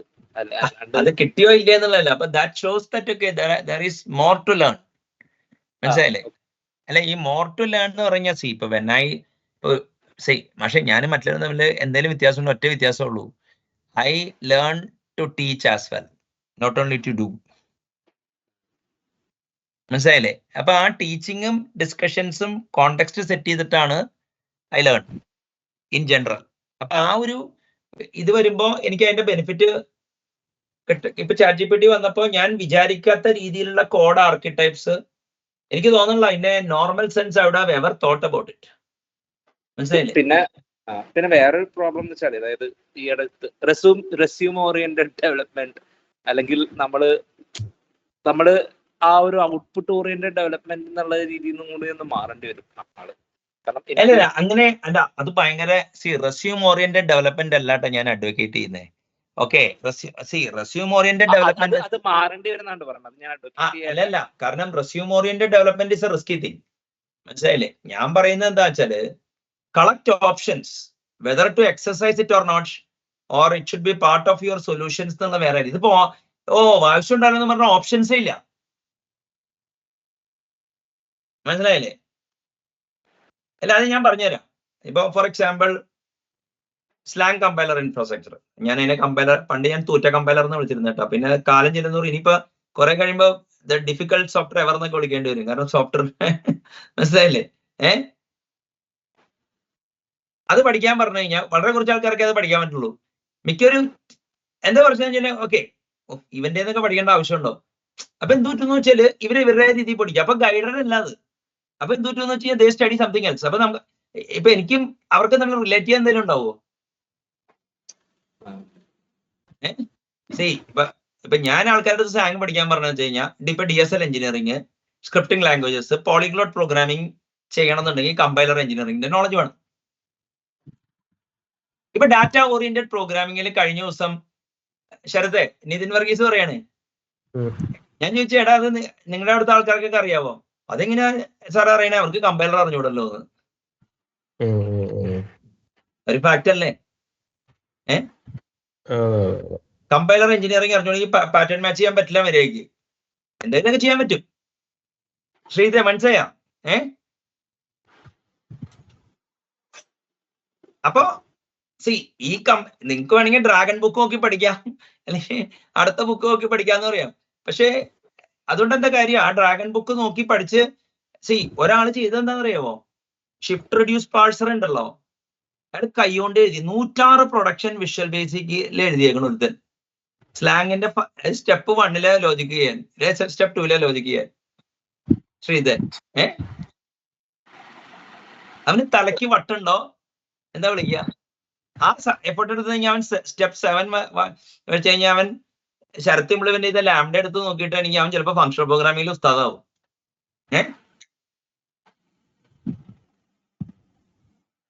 ഇതിന് മനസ്സിലായോ? അപ്പൊ ഇപ്പൊ സ്ലാങ് പഠിക്കുന്നതിന്റെ അഡ്വാൻറ്റേജ് എന്ന് പറഞ്ഞാൽ എന്താണ്? Learn slang, learn composite visitor pattern well, learn transcompilation, learn interpretation, and learn functional programming implementation as well. പിന്നെ നിങ്ങൾക്ക് വേണമെങ്കിൽ നേറ്റീവ് കോഡും പ്രൊഡ്യൂസ് ചെയ്യാം LLVM ഔട്ട്പുട്ട് എടുത്താൽ. അത്രയും ഒരു ഗൈഡഡ് ആയിട്ട് പഠിക്കാൻ പറ്റി കഴിഞ്ഞാൽ നിങ്ങൾക്ക് ChatGPT വെച്ചിട്ട് എത്തൂല. അത് ChatGPT വെച്ചിട്ട് എത്തൂല. അല്ല അപ്പൊ അതാ പറഞ്ഞേ. അല്ല പക്ഷെ അത് ചെയ്യാത്ത ഇപ്പൊ ചെയ്യുന്ന ഇപ്പൊ ഒരു പുള്ളിയുണ്ട്, പുള്ളി ഗോഡ ബുക്കൊക്കെ വാങ്ങിച്ച് നടക്കുക. മനസ്സിലായില്ലേ? അതായത് അത് എഴുതിയ എന്നോട് ഫോണിലൂടെ ചോദിച്ചാ ഞാൻ കോഡ് നോക്കാതെ അവന് പറഞ്ഞത് അത് ഇന്ന കാര്യങ്ങൾ ചെയ്താൽ മതിയെന്ന്. അപ്പൊ ആ ഫീറ്റ് അച്ചീവ് ചെയ്തിട്ട് അത് ഇത് ചെയ്താ പോരെ. അപ്പൊ ഇവൻ എങ്ങനെയാ പഠിക്കണം? അപ്പൊ ഇവന് ഇത്ര ഈഗോ ഉണ്ടെങ്കിൽ എങ്ങനെ ഇവന് അടുത്ത ലെവലിലോട്ട് പോണേ? അല്ല പക്ഷെ ഇത് പിയർ പ്രഷർ കാരണമാണോ ഗോ പഠിക്കണം എന്ന് തോന്നിയത്? എന്തായിരിക്കും? അല്ല, പിയർ പ്രഷർ അല്ല. ആ പുള്ളി എന്താണ് നമ്മുടെ നാട്ടിലെ പ്രശ്നം? അങ്ങകലെ അവിടെ ഒരു പെർഫെക്റ്റ് ആർക്കിടെക്ചർ ഉണ്ട്, അത് തേടിയുള്ള യാത്രയിലാണ് ഞാൻ. അതല്ല പ്രശ്നം. ഞാൻ പറഞ്ഞതെന്ന് വെച്ചാൽ എനിക്ക് സ്വിഫ്റ്റ്, ഞാൻ അടുത്ത ജോലിയിലാണ് നിൽക്കുമ്പോൾ അടുത്ത ജോലി കിട്ടണമെങ്കിൽ ഞാൻ സ്വിഫ്റ്റ് പഠിച്ചേ പറ്റൂ. കാരണം എന്റെ ഫസ്റ്റ് ലെവൽ ഇന്റർവ്യൂ ക്ലിയർ ചെയ്യണമെങ്കിൽ തന്നെ ഇവന്മാർ ചോദിക്കുന്നതിന് എങ്ങനെ ഉത്തരം പറയണം എന്നുള്ള അതുകൊണ്ടാണോ എന്നാണ് എന്റെ ചോദ്യം. അല്ല, അതൊന്നും അല്ല. ആദ്യം തന്നെ എന്താ കാര്യം അറിയാമോ? ഫെല്ലോ ഇന്ത്യൻ്റെ പഠിക്കാം. ഇപ്പൊ എനിക്ക് മടിയൊന്നുമില്ല ഒരാളുടെ അടുത്ത് ചോദിച്ചു കഴിഞ്ഞാല്. ഇതിപ്പോ ഞാൻ പറയട്ടെ, ഞാൻ ഒരാഴ്ചയിൽ ഒരു 10 ന്യൂ കൺസെപ്റ്റ് ഞാൻ ശരത്തിന്റെ പഠിക്കുന്നുണ്ട്. മനസ്സിലായേ?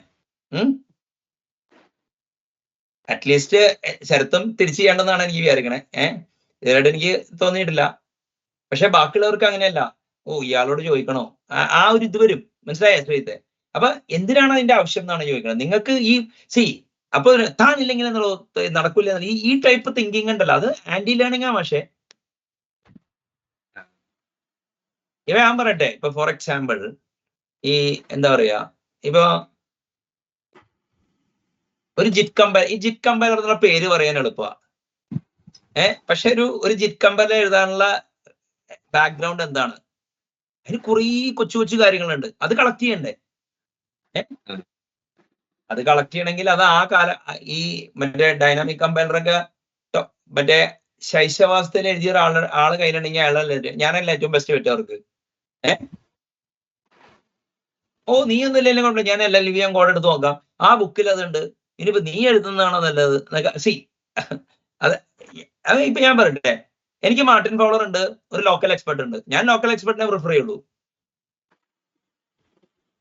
കാരണം മാർട്ടിൻ ഫൗളർ എന്റെ ദൈവമാ.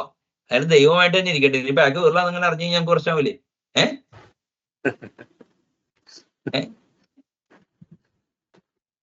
അല്ല അപ്പൊ പിന്നെ ഇങ്ങനെ DSL എഞ്ചിനീയറിംഗ് പഠിക്കണേ?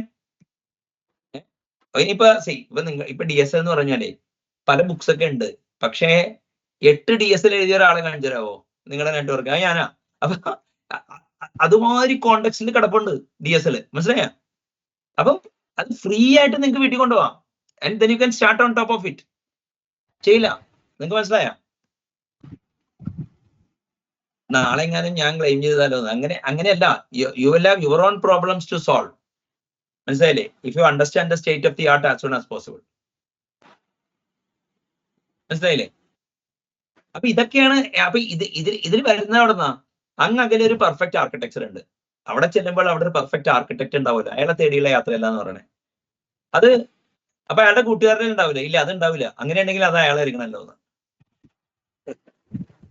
നിങ്ങൾ മനസ്സിലായ? പിന്നെ അടുത്തത്, ഇവനെ പോലും തോപ്പിക്കാൻ പറ്റില്ലെങ്കിൽ ഞാൻ വെള്ളക്കാരനെ എന്ത് ചെയ്യുമെന്ന്. അപ്പൊ അവനൊരു സ്റ്റേറ്റ് ഓഫ് ഡിനയലിലാവാണ് അത്. മനസ്സിലായല്ലേ? എന്ന സ്ഥാനത്ത് ഈ എന്നോട് ഇങ്ങനെ കാണിക്കണവന്റെ ഇന്റലക്ട് ഞാൻ ഡൈജസ്റ്റ് ചെയ്യുമെന്ന്. ഇവിടെ കിട്ടിയാ ശ്രീധ? അവിടെയാണ് ഇതിന്റെ അടുത്ത പ്രോബ്ലം. മനസ്സിലായില്ലേ?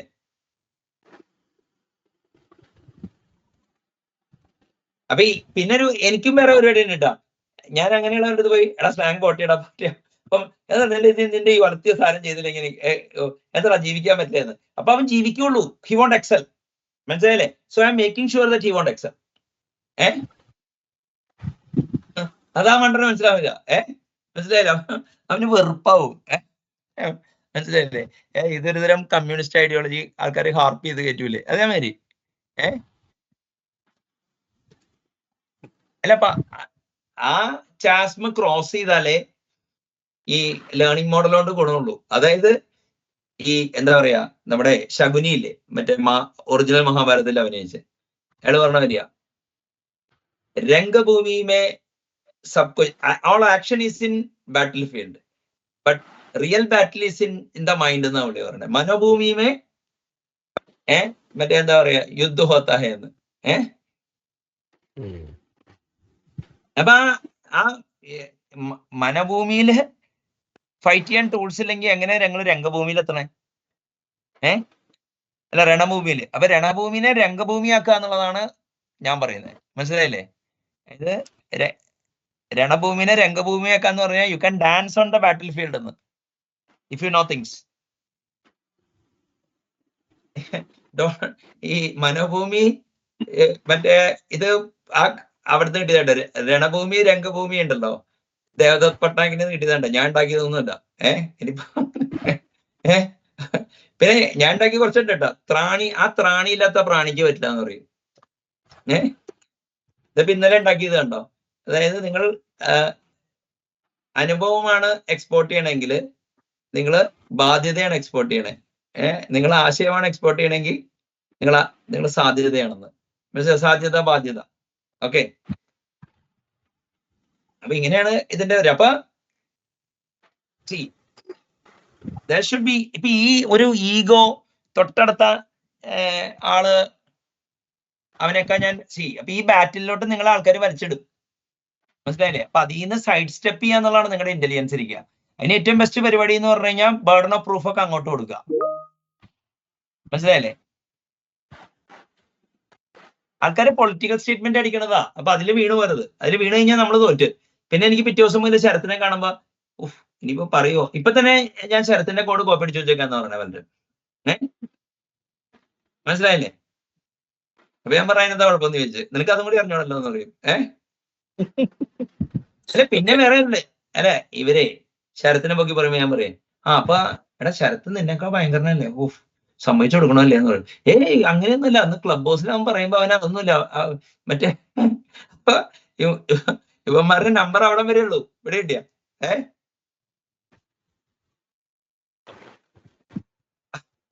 അതിപ്പോ എങ്ങനെയാണെന്നറിയോ?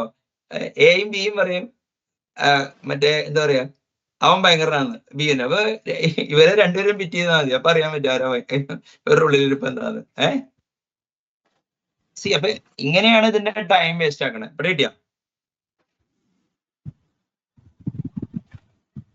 അപ്പൊ നമുക്ക് റെക്കോർഡിംഗ് സ്റ്റോപ്പ് ചെയ്യാം.